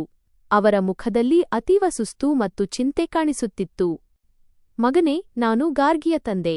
ಅವರು ಗಾಬರಿಯ ದನಿಯಲ್ಲಿ ತಮ್ಮ ಪರಿಚಯ ನೀಡಿದರು. ಅದನ್ನು ಕೇಳಿ ನನ್ನ ಮೈಮೇಲಿನ ರೋಮಗಳು ನೆಟ್ಟಗಾದವು. ನಾನು ದಿಗಿಲುಗೊಂಡೆ, ಆದರೆ ನನ್ನನ್ನು ನಾನು ನಿಯಂತ್ರಿಸಿಕೊಂಡೆ ಮತ್ತು ನನ್ನ ಮುಖದಲ್ಲಿ ಯಾವುದೇ ಭಾವನೆಗಳು ಕಾಣದಂತೆ ಶಾಂತವಾಗಿಟ್ಟುಕೊಂಡೆ. ಬನ್ನಿ, ಕುಳಿತುಕೊಳ್ಳಿ. ನಾನು ನಿಮಗೆ ಏನು ಸಹಾಯ ಮಾಡಬಲ್ಲೆ ಎಂದು ನಾನು ಕುರ್ಚಿಯನ್ನು ಅವರ ಕಡೆಗೆ ತಳ್ಳುತ್ತಾ ಸ್ವಲ್ಪ ಕಿರಿಕಿರಿ ಧಾಟಿಯಲ್ಲಿ ಕೇಳಿದೆ. ನಾನು ಬೇಕೆಂದೇ ಏನೂ ತಿಳಿಯದವನಂತೆ ನಟಿಸುತ್ತಿದ್ದೆ. ಮಗನೇ, ನೀನು ನನ್ನ ಮಗಳನ್ನು ಮದುವೆಯಾಗು. ಅವಳು ನಿನ್ನಿಂದಾಗಿ ಹುಚ್ಚಿಯಾಗುತ್ತಿದ್ದಾಳೆ. ಅಂಕಲ್ ಕುಳಿತ ತಕ್ಷಣ ನನ್ನ ಮುಂದೆ ಕೈ ಮುಗಿದರು. ಅವರ ಕಣ್ಣುಗಳಲ್ಲಿ ಕಣ್ಣೀರು ತುಂಬಿತ್ತು. ಅಂಕಲ್, ನೀವು ಇದೇನು ಮಾಡುತ್ತಿದ್ದೀರಾ? ನೋಡಿ, ನಾನು ಎಂದಿಗೂ ನಿಮ್ಮ ಮಗಳಿಗೆ ಯಾವುದೇ ಆಸೆ ತೋರಿಸಿಲ್ಲ. ಬದಲಾಗಿ ಅವಳೇ ನನ್ನ ಹಿಂದೆ ಬಿದ್ದಿದ್ದಾಳೆ. ನಾನು ಅವರ ಕೈಗಳನ್ನು ಹಿಡಿದು ಅವರನ್ನು ಶಾಂತಗೊಳಿಸುವಂತೆ ಹೇಳಿದೆ. ಅವರ ಈ ನಡೆಯಿಂದ ನನಗೆ ತುಂಬಾ ಕೋಪ ಬರಲಾರಂಭಿಸಿತ್ತು. ಮಗನೇ, ಅರ್ಥ ಮಾಡಿಕೊಳ್ಳಲು ಪ್ರಯತ್ನಿಸು. ನನ್ನ ಮಗಳು ಬೇರೆ ಯಾರನ್ನೂ ಮದುವೆಯಾಗಲು ಇಷ್ಟಪಡುತ್ತಿಲ್ಲ. ಅವಳು ನನ್ನ ಒಬ್ಬಳೇ ಮಗಳು. ಒಂದು ವೇಳೆ ಅವಳ ಮದುವೆ ನಿನ್ನ ಜೊತೆ ಆಗದಿದ್ದರೆ ಅವಳು ಸತ್ತು ಹೋಗುತ್ತಾಳೆ. ನನ್ನ ಮೇಲೆ ದಯೆ ತೋರು ಎಂದು ಹೇಳುತ್ತಾ ಅವರು ಅಳಲಾರಂಭಿಸಿದರು. ಒಬ್ಬ ತಂದೆ ಈ ರೀತಿ ಅಳುತ್ತಿರುವುದು ನನ್ನನ್ನು ಒಳಗಿನಿಂದ ನಡುಗಿಸುತ್ತಿತ್ತು. ಆದರೆ ನನ್ನ ಅಸಹಾಯಕತೆ ನನ್ನ ಮಾನವೀಯತೆಯ ಮೇಲೆ ಸವಾರಿ ಮಾಡುತ್ತಿತ್ತು. ನೋಡಿ ಅಂಕಲ್, ನಾನು ಕ್ಷಮೆ ಕೇಳುತ್ತೇನೆ. ಆದರೆ ನಾನು ಗಾರ್ಗಿಯನ್ನು ಮದುವೆಯಾಗಲು ಸಾಧ್ಯವಿಲ್ಲ. ಇದರಲ್ಲಿ ನನ್ನದೇನೂ ತಪ್ಪಿಲ್ಲ. ನಾನು ನಿಮ್ಮ ಮಗಳಿಗೆ ಎಂದಿಗೂ ನಾನು ಅವಳನ್ನು ಪ್ರೀತಿಸುತ್ತೇನೆ ಎಂದು ಹೇಳಿಲ್ಲ.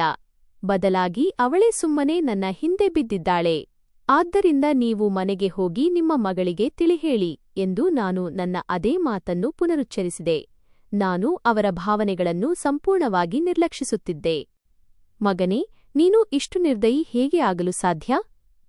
ಒಬ್ಬ ಹುಡುಗಿ ನಿನಗಾಗಿ ತನ್ನ ಪ್ರಾಣ ಕೊಡಲು ಸಿದ್ಧಳಿದ್ದಾಳೆ. ಆದರೆ ನಿನಗೆ ಕಿಂಚಿತ್ತೂ ವ್ಯತ್ಯಾಸವಾಗುತ್ತಿಲ್ಲವಲ್ಲ ಎಂದು ಅಂಕಲ್ ಕೋಪ ಮತ್ತು ದುಃಖದಿಂದ ಕಿರುಚುತ್ತಾ ಹೇಳಿದರು.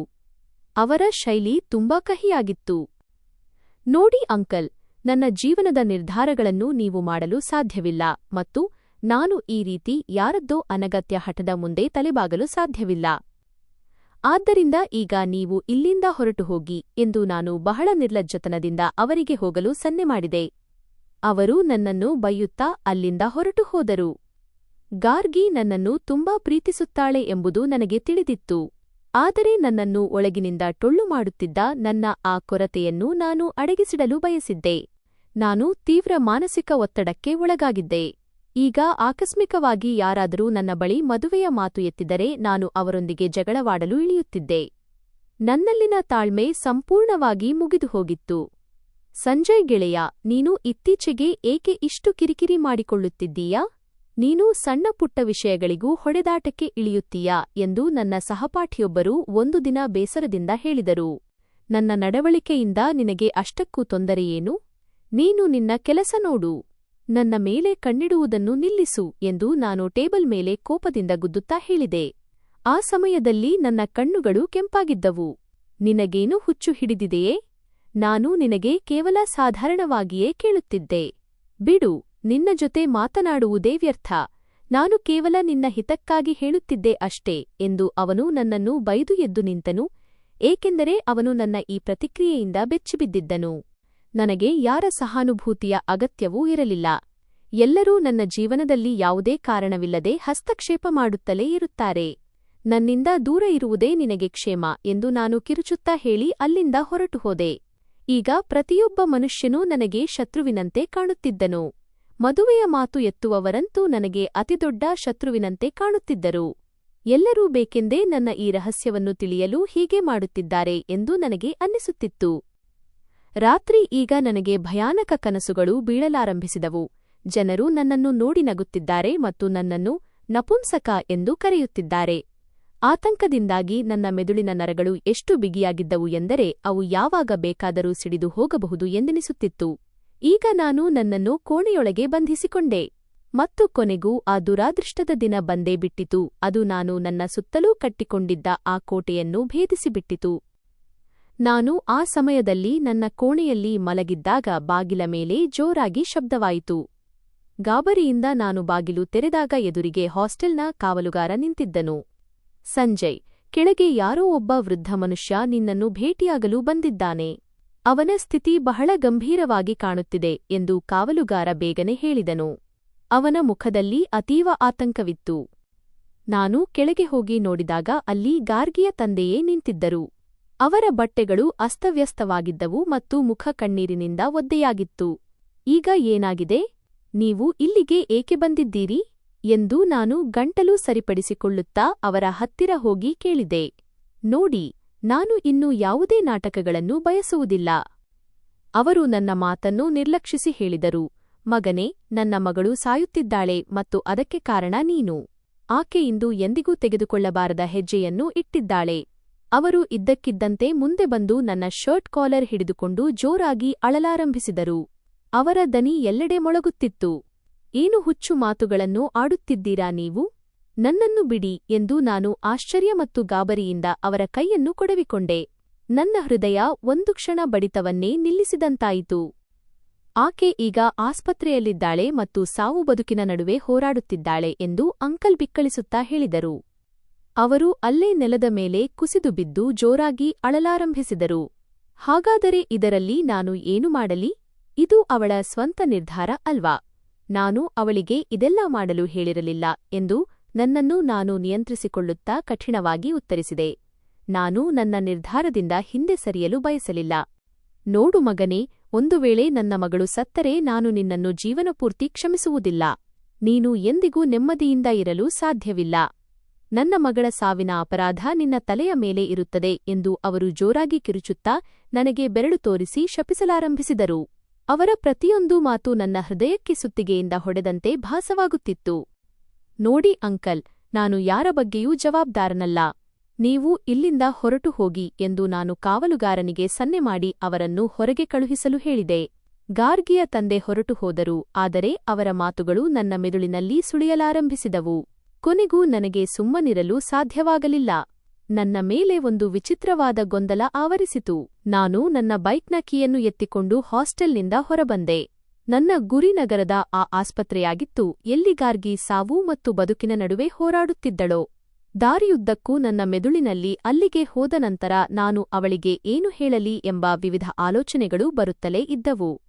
ನಾನು ಅಲ್ಲಿಗೆ ತಲುಪಿದಾಗ ಅವಳ ಮನೆಯವರು ಹೇಗೆ ಪ್ರತಿಕ್ರಿಯಿಸಬಹುದು ಎಂಬ ಆಲೋಚನೆಯೂ ಇತ್ತು.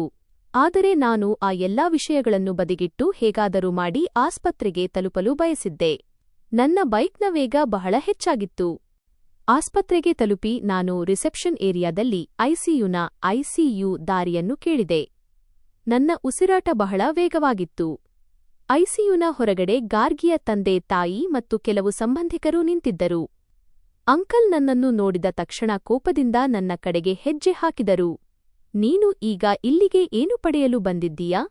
ನೀನೀಗ ಇಲ್ಲಿ ನನ್ನ ಮಗಳ ಸಾವಿನ ತಮಾಷೆ ನೋಡಲು ಬಂದಿದ್ದೀಯಾ? ಎಂದು ಅವರು ಅಳುತ್ತಾ ನನ್ನ ಮೇಲೆ ಕಿರುಚಲು ಪ್ರಾರಂಭಿಸಿದರು. ಅವರ ಪತ್ನಿ ಕೂಡ ಹುಚ್ಚಿಯಂತೆ ಅಳುತ್ತಿದ್ದರು. ಅಂಕಲ್, ನನಗೆ ಕೇವಲ ಒಂದು ಸಲ ಗಾರ್ಗಿಯನ್ನು ನೋಡಲು ಬಿಡಿ. ದಯವಿಟ್ಟು ನನ್ನನ್ನು ಒಳಗಡೆ ಹೋಗಲು ಬಿಡಿ. ನಾನು ಮೊದಲ ಬಾರಿಗೆ ನನ್ನ ಅಹಂಕಾರವನ್ನು ಬಿಟ್ಟು ಅವರ ಮುಂದೆ ವಿನಂತಿಸಿಕೊಂಡೆ. ನನ್ನ ದನಿಯಲ್ಲಿ ಒಂದು ಮೃದುತ್ವವಿತ್ತು. ಇಲ್ಲ, ನೀನು ಒಳಗಡೆ ಹೋಗಲು ಸಾಧ್ಯವಿಲ್ಲ. ನಿನ್ನಿಂದಾಗಿಯೇ ಅವಳು ಈ ಸ್ಥಿತಿಗೆ ತಲುಪಿದ್ದಾಳೆ. ಇಲ್ಲಿಂದ ಹೊರಟು ಹೋಗು. ಗಾರ್ಗಿಯ ತಾಯಿ ಮುಂದೆ ಬಂದು ನನ್ನನ್ನು ಹಿಂದಕ್ಕೆ ತಳ್ಳಿದರು. ಅವರ ಕಣ್ಣುಗಳಲ್ಲಿ ನನಗಾಗಿ ಭೀಕರವಾದ ದ್ವೇಷವಿತ್ತು. ನಾನು ತಪ್ಪು ಮಾಡಿದ್ದೇನೆ ಎಂಬುದು ನನಗೆ ತಿಳಿದಿದೆ. ಆದರೆ ನೀವು ನನಗೆ ಕೇವಲ ಒಂದು ಸಲ ಅವಳೊಂದಿಗೆ ಮಾತನಾಡಲು ಬಿಡಿ. ಬಹುಶಃ ನನ್ನ ಮಾತನ್ನು ಕೇಳಿ ಅವಳ ಸ್ಥಿತಿ ಸ್ವಲ್ಪ ಸುಧಾರಿಸಬಹುದು ಎಂದು ನಾನು ವಿನಂತಿಸಿದೆ. ನಾನು ಆ ಸಮಯದಲ್ಲಿ ಹೇಗಾದರೂ ಮಾಡಿ ಗಾರ್ಗಿಯ ಹತ್ತಿರ ತಲುಪಲು ಬಯಸಿದ್ದೆ. ಆ ಜನರು ನನ್ನನ್ನು ತಡೆಯುತ್ತಿದ್ದರು, ಆದರೆ ನಾನು ಮತ್ತೆ ಬಲವಂತವಾಗಿ ಐಸಿಯುನ ಬಾಗಿಲಿನ ಕಡೆಗೆ ಹೋದೆ. ಒಬ್ಬಳು ನರ್ಸ್ ಬಾಗಿಲು ತೆರೆದು ನನ್ನನ್ನು ಒಳಗಡೆ ಬರುವಂತೆ ಸನ್ನೆ ಮಾಡಿದಳು. ಗಾರ್ಗಿಯ ತಂದೆ ತಾಯಿಯರೂ ಅನಿವಾರ್ಯವಾಗಿ ಹಿಂದಕ್ಕೆ ಸರಿಯಬೇಕಾಯಿತು. ನಾನು ದೀರ್ಘವಾಗಿ ಉಸಿರಾಡಿ ನಂತರ ಐಸಿಯುನೊಳಗೆ ತಲುಪಿದೆ. ಅಲ್ಲಿ ಯಂತ್ರಗಳ ಶಬ್ದವು ಜೋರಾಗಿ ಪ್ರತಿಧ್ವನಿಸುತ್ತಿತ್ತು ಮತ್ತು ಎದುರಿನ ಹಾಸಿಗೆಯ ಮೇಲೆ ಗಾರ್ಗಿ ಸಂಪೂರ್ಣವಾಗಿ ಪ್ರಜ್ಞಾಹೀನ ಸ್ಥಿತಿಯಲ್ಲಿ ಮಲಗಿದ್ದಳು. ಅವಳ ಕುತ್ತಿಗೆಯ ಮೇಲೆ ಆಳವಾದ ಗುರುತುಗಳಿದ್ದವು ಮತ್ತು ಅವಳ ಮುಖವೂ ಬಿಳಿಚಿಕೊಂಡಿತ್ತು. ಕಣ್ಣುಗಳ ಸುತ್ತ ಕಪ್ಪು ವರ್ತುಲಗಳು ಮೂಡಿದ್ದವು. ಅವಳನ್ನು ಅಂತಹ ಸ್ಥಿತಿಯಲ್ಲಿ ನೋಡಿ ನನ್ನೊಳಗೆ ಏನೋ ಒಂದು ಮುರಿಯಲಾರಂಭಿಸಿತು. ನನ್ನ ಕಲ್ಲು ಹೃದಯವು ಮೇಣದಂತೆ ಕರಗಲಾರಂಭಿಸಿತು. ನಾನು ಅವಳ ಹಾಸಿಗೆಯ ಪಕ್ಕದಲ್ಲೇ ಕುಳಿತುಕೊಂಡೆ ಮತ್ತು ಸುಮ್ಮನೆ ಅವಳ ಮುಖವನ್ನು ನೋಡಲಾರಂಭಿಸಿದೆ. ನನಗಾಗಿ ಯಾರಾದರೂ ಈ ಮಟ್ಟಕ್ಕೆ ಹೋಗಬಹುದು ಎಂದು ನಾನು ಎಂದಿಗೂ ಯೋಚಿಸಿರಲಿಲ್ಲ. ನನ್ನ ಹಠ ಮತ್ತು ಅಹಂಕಾರವು ಒಂದು ಮುಗ್ಧ ಜೀವವನ್ನು ಸಾವಿನ ಹೊಸ್ತಿಲಿಗೆ ತಂದು ನಿಲ್ಲಿಸಿತ್ತು. ನಾನು ನಂತರ ಸ್ಟೂಲ್ ಎಳೆದುಕೊಂಡು ಅವಳ ಹತ್ತಿರವೇ ಕುಳಿತು ಅವಳು ಪ್ರಜ್ಞೆಗೆ ಬರುವುದನ್ನು ಕಾಯಲಾರಂಭಿಸಿದೆ. ಐಸಿಯುನಲ್ಲಿ ಒಂದು ವಿಚಿತ್ರವಾದ ಮೌನವಿತ್ತು. ನಾನು ಕುರ್ಚಿಯ ಮೇಲೆ ಶಾಂತವಾಗಿ ಕುಳಿತು ಏಕಾಗ್ರತೆಯಿಂದ ಗಾರ್ಗಿಯ ಮುಖವನ್ನೇ ನೋಡುತ್ತಿದ್ದೆ. ಬಹಳ ಹೊತ್ತು ಕಳೆದ ನಂತರ ಅವಳ ಮುಚ್ಚಿದ ಕಣ್ಣಿನ ರೆಪ್ಪೆಗಳಲ್ಲಿ ಸ್ವಲ್ಪ ಚಲನೆ ಉಂಟಾಯಿತು. ನಾನು ಒಮ್ಮೆಲೇ ಮುಂದಕ್ಕೆ ಬಗ್ಗಿದೆ. ಗಾರ್ಗಿ ಮೆಲ್ಲಗೆ ಕಣ್ಣು ತೆರೆದು ಶೂನ್ಯ ದೃಷ್ಟಿಯಿಂದ ಚಾವಣಿಯನ್ನು ನೋಡಲಾರಂಭಿಸಿದಳು. ನಂತರ ಅವಳ ದೃಷ್ಟಿ ನನ್ನ ಮೇಲೆ ಬಿತ್ತು ಮತ್ತು ಕಣ್ಣುಗಳಲ್ಲಿ ನೀರು ತುಂಬಿ ಬಂದಿತು. ನೀನು ಏಕೆ ಇದೆಲ್ಲವನ್ನೂ ಮಾಡುತ್ತಿದ್ದೀಯಾ ಗಾರ್ಗಿ? ನೀನು ಹೀಗೇಕೆ ಮಾಡಿದೆ?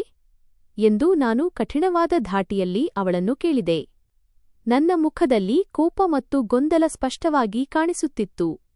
ನೀನು ನನಗೆ ಸಿಗದಿದ್ದರೆ ನಾನು ನಿಜವಾಗಿಯೂ ಸತ್ತು ಹೋಗುತ್ತೇನೆ.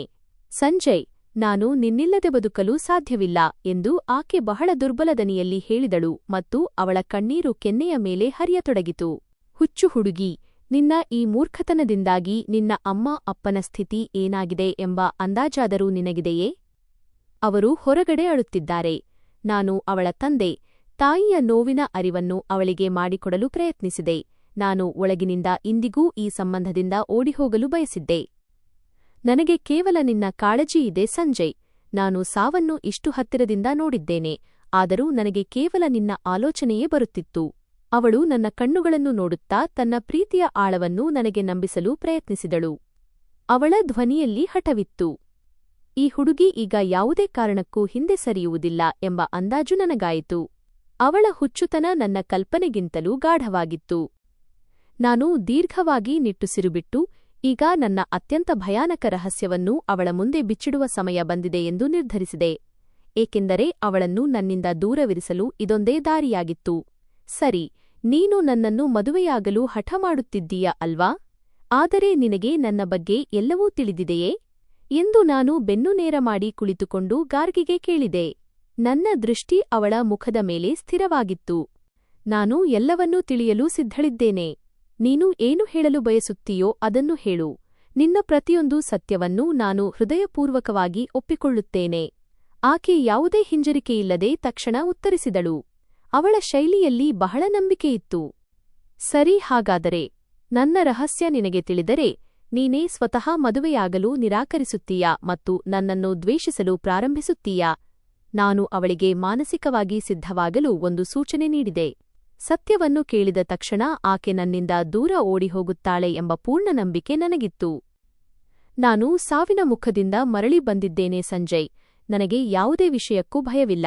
ನಾನು ನಿನ್ನನ್ನು ಯಾವುದೇ ಪರಿಸ್ಥಿತಿಯಲ್ಲೂ ಒಪ್ಪಿಕೊಳ್ಳಲು ಸಿದ್ಧಳಿದ್ದೇನೆ. ಆಕೆ ಸ್ವಲ್ಪ ನನ್ನ ಕಡೆ ತಿರುಗಿ ಹೇಳಿದಳು. ಸರಿ, ಹಾಗಾದರೆ ಗಮನವಿಟ್ಟು ಕೇಳು. ನನ್ನ ನಿಜವಾದ ಸತ್ಯವೆಂದರೆ ನಾನು ಒಬ್ಬ ನಪುಂಸಕ. ನಾನು ಯಾವುದೇ ಹಿಂಜರಿಕೆಯಿಲ್ಲದೆ ನೇರವಾಗಿ ಈ ಕಹಿ ಸತ್ಯವನ್ನು ಅವಳ ಮುಖದ ಮೇಲೆಯೇ ಹೊಡೆದಂತೆ ಹೇಳಿದೆ. ನನ್ನ ದನಿಯಲ್ಲಿ ಕೋಪವಿತ್ತು. ಗಾರ್ಗಿಯ ಕಣ್ಣುಗಳು ಅಚ್ಚರಿಯಿಂದ ಅರಳಿದವು. ಆಕೆ ಕೆಲವು ಕ್ಷಣಗಳವರೆಗೆ ಸಂಪೂರ್ಣವಾಗಿ ಕಲ್ಲಿನಂತಾಗಿ ಹೋದಳು. ಬೇರೊಬ್ಬ ಪುರುಷನೂ ತನ್ನ ಪತ್ನಿಗೆ ನೀಡಬಹುದಾದ ಆ ಸಂತೋಷ ಮತ್ತು ಆ ಜೀವನವನ್ನು ನಾನು ನಿನಗೆ ನೀಡಲು ಸಾಧ್ಯವಿಲ್ಲ. ನೀನು ಯಾವಾಗಲೂ ನನ್ನ ಜೊತೆ ಮಾನಸಿಕವಾಗಿ ಕೊರಗುತ್ತಾ ಬದುಕುವುದು ನನಗೆ ಇಷ್ಟವಿಲ್ಲ. ಅದಕ್ಕಾಗಿಯೇ ನಾನು ಇಲ್ಲಿಯವರೆಗೆ ಮದುವೆಗೆ ನಿರಾಕರಿಸುತ್ತಿದ್ದೆ. ನಾನು ಅವಳಿಗೆ ನನ್ನ ಸತ್ಯದ ಗಂಭೀರತೆಯನ್ನು ಮನವರಿಕೆ ಮಾಡಿಕೊಟ್ಟೆ. ನಾನು ಅವಳ ಮುಖದಲ್ಲಿ ದ್ವೇಷದ ಭಾವನೆಗಳನ್ನು ನೋಡಲು ಕಾಯುತ್ತಿದ್ದೆ. ಆದರೆ ಇದರ ನಂತರ ನಡೆದ ಘಟನೆ ನನ್ನನ್ನು ಬೆರಗುಗೊಳಿಸಿತು. ಗಾರ್ಗಿಯ ಮುಖದಲ್ಲಿದ್ದ ಆಶ್ಚರ್ಯವು ಮೆಲ್ಲಗೆ ನೆಮ್ಮದಿಯ ಒಂದು ಕಿರುನಗೆಯಾಗಿ ಬದಲಾಗತೊಡಗಿತು. ಆಕೆ ತನ್ನ ಕಣ್ಣೀರು ಒರೆಸಿಕೊಂಡಳು ಮತ್ತು ನಂತರ ನನ್ನ ಕಡೆಗೆ ಬಹಳ ಪ್ರೀತಿಯ ದೃಷ್ಟಿಯಿಂದ ನೋಡಿದಳು. ಪ್ರೀತಿ ಅಂದರೆ ಪ್ರೀತಿಯೇ ಸಂಜಯ್. ಪ್ರೀತಿಯಲ್ಲಿ ಜೀವನವನ್ನು ಸಂಪೂರ್ಣವಾಗಿ ಬದುಕಲೇಬೇಕು ಎಂಬ ನಿಯಮವಿಲ್ಲ. ಪ್ರೀತಿಯಲ್ಲಿ ಕೇವಲ ಪ್ರೀತಿಯಿಂದಲೇ ಬದುಕಲಾಗುತ್ತದೆ ಎಂದು ಗಾರ್ಗಿ ಬಹಳ ಮೃದುವಾದ ಧಾಟಿಯಲ್ಲಿ ಉತ್ತರಿಸಿದಳು. ಅವಳ ಮಾತುಗಳು ನನ್ನ ಮೆದುಳನ್ನೇ ಅಲ್ಲಾಡಿಸಿಬಿಟ್ಟವು. ನಿನಗೇನು ಹುಚ್ಚು ಹಿಡಿದಿದೆಯೇ? ನಾನು ನಿನಗೆ ಈಗ ಏನು ಹೇಳುತ್ತಿದ್ದೇನೆ ಎಂಬುದು ನಿನಗೆ ಅರ್ಥವಾಗುತ್ತಿಲ್ಲವೇ? ನಾನು ನಿನಗೆ ಯಾವುದೇ ರೀತಿಯಲ್ಲೂ ನಿನ್ನ ಯಾವುದೇ ಅಗತ್ಯವನ್ನು ಎಂದಿಗೂ ಪೂರೈಸಲು ಸಾಧ್ಯವಾಗುವುದಿಲ್ಲ. ನಾನು ಕಿರಿಕಿರಿಗೊಂಡು ಮತ್ತೊಮ್ಮೆ ಏರುದನಿಯಲ್ಲಿ ಹೇಳಿದೆ. ಅವಳ ಇಂತಹ ಮೂರ್ಖತನದ ಮಾತಿಗೆ ನನಗೆ ತುಂಬಾ ಕೋಪ ಬರುತ್ತಿತ್ತು. ಸಂಜಯ್, ನನಗೆ ಯಾವುದೇ ಅಗತ್ಯವಿಲ್ಲ. ನನ್ನ ಅತಿದೊಡ್ಡ ಅಗತ್ಯವೆಂದರೆ ನೀನೇ. ಮತ್ತು ಒಂದು ವೇಳೆ ನೀನು ಈ ಸ್ಥಿತಿಯಲ್ಲಿದ್ದರೂ ನನಗೆ ಸಿಕ್ಕರೆ ನಾನು ಇಡೀ ಜೀವನವನ್ನು ಸಂತೋಷದಿಂದ ಕಳೆದುಬಿಡುತ್ತೇನೆ. ಆಕೆ ನನ್ನ ಕೈ ಮೇಲೆ ತನ್ನ ಕೈ ಇಟ್ಟು ನನಗೆ ಭರವಸೆ ನೀಡಿದಳು. ಅವಳ ಆ ಸ್ಪರ್ಶ ನನಗೆ ಒಂದು ಕ್ಷಣ ವಿಚಿತ್ರವೆನಿಸಿತು. ಆದರೆ ನಂತರ ನನ್ನ ಮೆದುಳಿನಲ್ಲಿ ಒಂದು ಆಳವಾದ ಆಲೋಚನೆ ಬಂದಿತು. ಒಂದು ವೇಳೆ ಈ ಹುಡುಗಿ ನನ್ನ ಈ ಸ್ಥಿತಿಯಲ್ಲೂ ಮದುವೆಯಾಗಲು ಸಿದ್ಧಳಿದ್ದಾಳೆ ಎಂದರೆ ಇದಕ್ಕಿಂತ ಉತ್ತಮವಾದದ್ದು ಬೇರೇನಿದೆ ಎಂದು ನಾನು ಯೋಚಿಸಿದೆ. ನನ್ನ ಅತಿದೊಡ್ಡ ಸಂಕಷ್ಟವೂ ಈಗ ಸುಲಭವಾಗಿತ್ತು. ನನ್ನ ರಹಸ್ಯ ತಿಳಿದಿರುವ ಮತ್ತು ಅದನ್ನು ಒಪ್ಪಿಕೊಳ್ಳಲು ಸಿದ್ಧವಿರುವ ಪತ್ನಿ ನನಗೆ ಸಿಗುತ್ತಿದ್ದಳು. ಇದರಿಂದ ನನ್ನ ಕೊರತೆಯು ಸದಾಕಾಲ ಒಂದು ರಹಸ್ಯವಾಗಿಯೇ ಉಳಿಯುತ್ತದೆ ಮತ್ತು ನನ್ನ ಮನೆಯವರು ಕೂಡ ನನ್ನ ಮೇಲೆ ಇನ್ನು ಮುಂದೆ ಒತ್ತಡ ಹೇರಲು ಸಾಧ್ಯವಿಲ್ಲ. ನನ್ನ ಸ್ವಾರ್ಥವು ತಕ್ಷಣ ಈ ವ್ಯವಹಾರವನ್ನು ಅತ್ಯುತ್ತಮ ಅವಕಾಶವೆಂದು ಭಾವಿಸಿತು. ನೀನು ನಿಜವಾಗಿಯೂ ನನ್ನ ಈ ರಹಸ್ಯವನ್ನು ಅಡಗಿಸಿಟ್ಟು ನನ್ನೊಂದಿಗೆ ಜೀವನ ಕಳೆಯಲು ಸಿದ್ಧವಿದ್ದೀಯಾ ಎಂದು ನಾನು ಖಚಿತಪಡಿಸಿಕೊಳ್ಳಲು ಕೊನೆಯ ಬಾರಿಗೆ ಕೇಳಿದೆ. ನನ್ನ ಶೈಲಿಯಲ್ಲಿ ಕಠಿಣತೆಯಿತ್ತು, ಆದರೆ ಸಂಶಯ ಇನ್ನೂ ಹೋಗಿರಲಿಲ್ಲ. ಹೌದು ಸಂಜಯ್, ನಾನು ಭರವಸೆ ನೀಡುತ್ತೇನೆ. ಈ ರಹಸ್ಯ ಯಾವಾಗಲೂ ನಮ್ಮಿಬ್ಬರ ನಡುವೆಯೇ ಇರುತ್ತದೆ ಮತ್ತು ನಾನು ಪ್ರಪಂಚದ ಅತ್ಯುತ್ತಮ ಪತ್ನಿಯಾಗಿ ತೋರಿಸುತ್ತೇನೆ ಎಂದು ಆಕೆ ಸಂತೋಷದಿಂದ ಹೇಳಿದಳು. ನಾನು ಐಸಿಯುನಿಂದ ಹೊರಬಂದು ಗಾರ್ಗಿಯ ತಂದೆಗೆ ಸಮಾಧಾನಪಡಿಸಿದೆ ಮತ್ತು ನಾನು ಗಾರ್ಗಿಯ ಜೊತೆ ಮದುವೆಗೆ ಸಿದ್ಧ ಎಂದು ತಿಳಿಸಿದೆ. ಇದನ್ನು ಕೇಳಿದ ತಕ್ಷಣ ಅವರು ಕೂಡ ಸಂತೋಷದಿಂದ ಕುಣಿದಾಡಿದರು. ನಾನು ಅಲ್ಲಿಂದ ನೇರವಾಗಿ ನನ್ನ ಹಳ್ಳಿಯ ಕಡೆಗೆ ಹೊರಟೆ. ಈಗ ನಾನು ನನ್ನ ಅಪ್ಪನ ಮುಂದೆ ಒಂದು ಹೊಸ ನಾಟಕವಾಡಬೇಕಿತ್ತು. ಹಳ್ಳಿಗೆ ತಲುಪಿ ನಾನು ನೇರವಾಗಿ ಅಪ್ಪನ ಕೋಣೆಗೆ ಹೋದೆ. ಅವರು ಆ ಸಮಯದಲ್ಲಿ ಬೀಡಿ ಕುಡಿಯುತ್ತಿದ್ದರು. ಅಪ್ಪ, ನಾನು ನಿರ್ಧಾರ ಮಾಡಿದ್ದೇನೆ. ನಾನು ಈಗ ಮದುವೆಯಾಗಲು ಸಿದ್ಧನಿದ್ದೇನೆ ಎಂದು ನಾನು ಅವರ ಮುಂದೆ ನಿಂತು ಆತ್ಮವಿಶ್ವಾಸದಿಂದ ಹೇಳಿದೆ. ಅವರು ಬೀಡಿಯನ್ನು ಒಂದು ಬದಿಗೆ ಎಸೆದು ಆಶ್ಚರ್ಯದಿಂದ ನನ್ನ ಕಡೆಗೆ ನೋಡಿದರು. ಇದು ಬಹಳ ಸಂತೋಷದ ವಿಷಯ ಸಂಜಯ್. ನೀನು ನನ್ನ ಮಾತನ್ನು ಖಂಡಿತ ಕೇಳುತ್ತೀಯ ಎಂದು ನನಗೆ ತಿಳಿದಿತ್ತು. ನಾನು ಇಂದೇ ನಿನ್ನ ಮದುವೆಯ ವಿಷಯವನ್ನು ನನ್ನ ಗೆಳೆಯನ ಮಗಳ ಜೊತೆ ಖಚಿತಪಡಿಸಿ ಬರುತ್ತೇನೆ. ಅಪ್ಪನ ಮುಖದಲ್ಲಿ ಒಂದು ಗೆಲುವಿನ ನಗೆ ಇತ್ತು. ಇಲ್ಲ ಅಪ್ಪ, ನಾನು ಮದುವೆಯಾಗುತ್ತೇನೆ, ಆದರೆ ನನ್ನದೊಂದು ಷರತ್ತು ಇದೆ. ನಾನು ನಿಮ್ಮ ಗೆಳೆಯನ ಮಗಳನ್ನು ಮದುವೆಯಾಗುವುದಿಲ್ಲ. ನಾನು ತಕ್ಷಣ ಅವರ ಮಾತನ್ನು ತಡೆದು ನನ್ನ ನಿರ್ಧಾರ ತಿಳಿಸಿದೆ. ಇದನ್ನು ಕೇಳಿ ಅವರ ಮುಖ ಕೋಪದಿಂದ ಕೆಂಪಾಯಿತು. ಇದೇನು ಹುಚ್ಚು ಮಾತುಗಳನ್ನು ಆಡುತ್ತಿದ್ದೀಯಾ? ನಾನು ನನ್ನ ಗೆಳೆಯನಿಗೆ ಮಾತು ಕೊಟ್ಟಿದ್ದೇನೆ ಮತ್ತು ಈಗ ನಾನು ಕೊಟ್ಟ ಮಾತನ್ನು ಹಿಂದಕ್ಕೆ ಪಡೆಯಲು ಸಾಧ್ಯವಿಲ್ಲ ಎಂದು ಅವರು ಕೋಪದಿಂದ ನನ್ನನ್ನು ಗುರಾಯಿಸಿ ನೋಡಿದರು. ನಾನು ನನ್ನ ಸಹಪಾಠಿ ಗಾರ್ಗಿಯನ್ನೇ ಮದುವೆಯಾಗುತ್ತೇನೆ. ಒಂದು ವೇಳೆ ನೀವು ನನ್ನ ಸಂಸಾರವನ್ನು ನೋಡಬೇಕೆಂದಿದ್ದರೆ ಆಗ ನನ್ನ ಪತ್ನಿ ಕೇವಲ ಗಾರ್ಗಿಯೇ ಆಗಿರಬೇಕು. ನಾನು ಅವಳೊಂದಿಗೆ ನನ್ನ ವೈವಾಹಿಕ ಜೀವನವನ್ನು ಪ್ರಾರಂಭಿಸುತ್ತೇನೆ. ಇಲ್ಲದಿದ್ದರೆ ನಾನು ಜೀವನಪೂರ್ತಿ ಬ್ರಹ್ಮಚಾರಿಯಾಗಿಯೇ ಇರುತ್ತೇನೆ ಮತ್ತು ಹೀಗೆಯೇ ಸತ್ತು ಹೋಗುತ್ತೇನೆ ಎಂದು ನಾನು ಖಡಾಖಂಡಿತವಾಗಿ ನನ್ನ ನಿರ್ಧಾರವನ್ನು ಅವರ ಮುಂದೆ ತಿಳಿಸಿದೆ. ನೀನು ನನ್ನ ಮರ್ಯಾದೆಯನ್ನು ಮಣ್ಣುಪಾಲು ಮಾಡುತ್ತಿದ್ದೀಯಾ? ಬೇರೆ ಜಾತಿಯ ಹುಡುಗಿಯನ್ನು ನಾನು ಹೇಗೆ ನನ್ನ ಸೊಸೆಯಾಗಿ ಸ್ವೀಕರಿಸಲಿ ಎಂದು ಅಪ್ಪ ಏರುದನಿಯಲ್ಲಿ ಕಿರುಚುತ್ತಾ ಹೇಳಿದರು. ಅವರ ದನಿಯನ್ನು ಕೇಳಿ ನನ್ನ ತಾಯಿ ಮತ್ತು ದೊಡ್ಡಣ್ಣ ಕೂಡ ಕೋಣೆಗೆ ಬಂದರು. ಇದು ನನ್ನ ಜೀವನದ ನಿರ್ಧಾರ ಅಪ್ಪ. ನಾನು ನಿಮ್ಮ ಮಾತನ್ನು ಕೇಳಿದ್ದೇನೆ.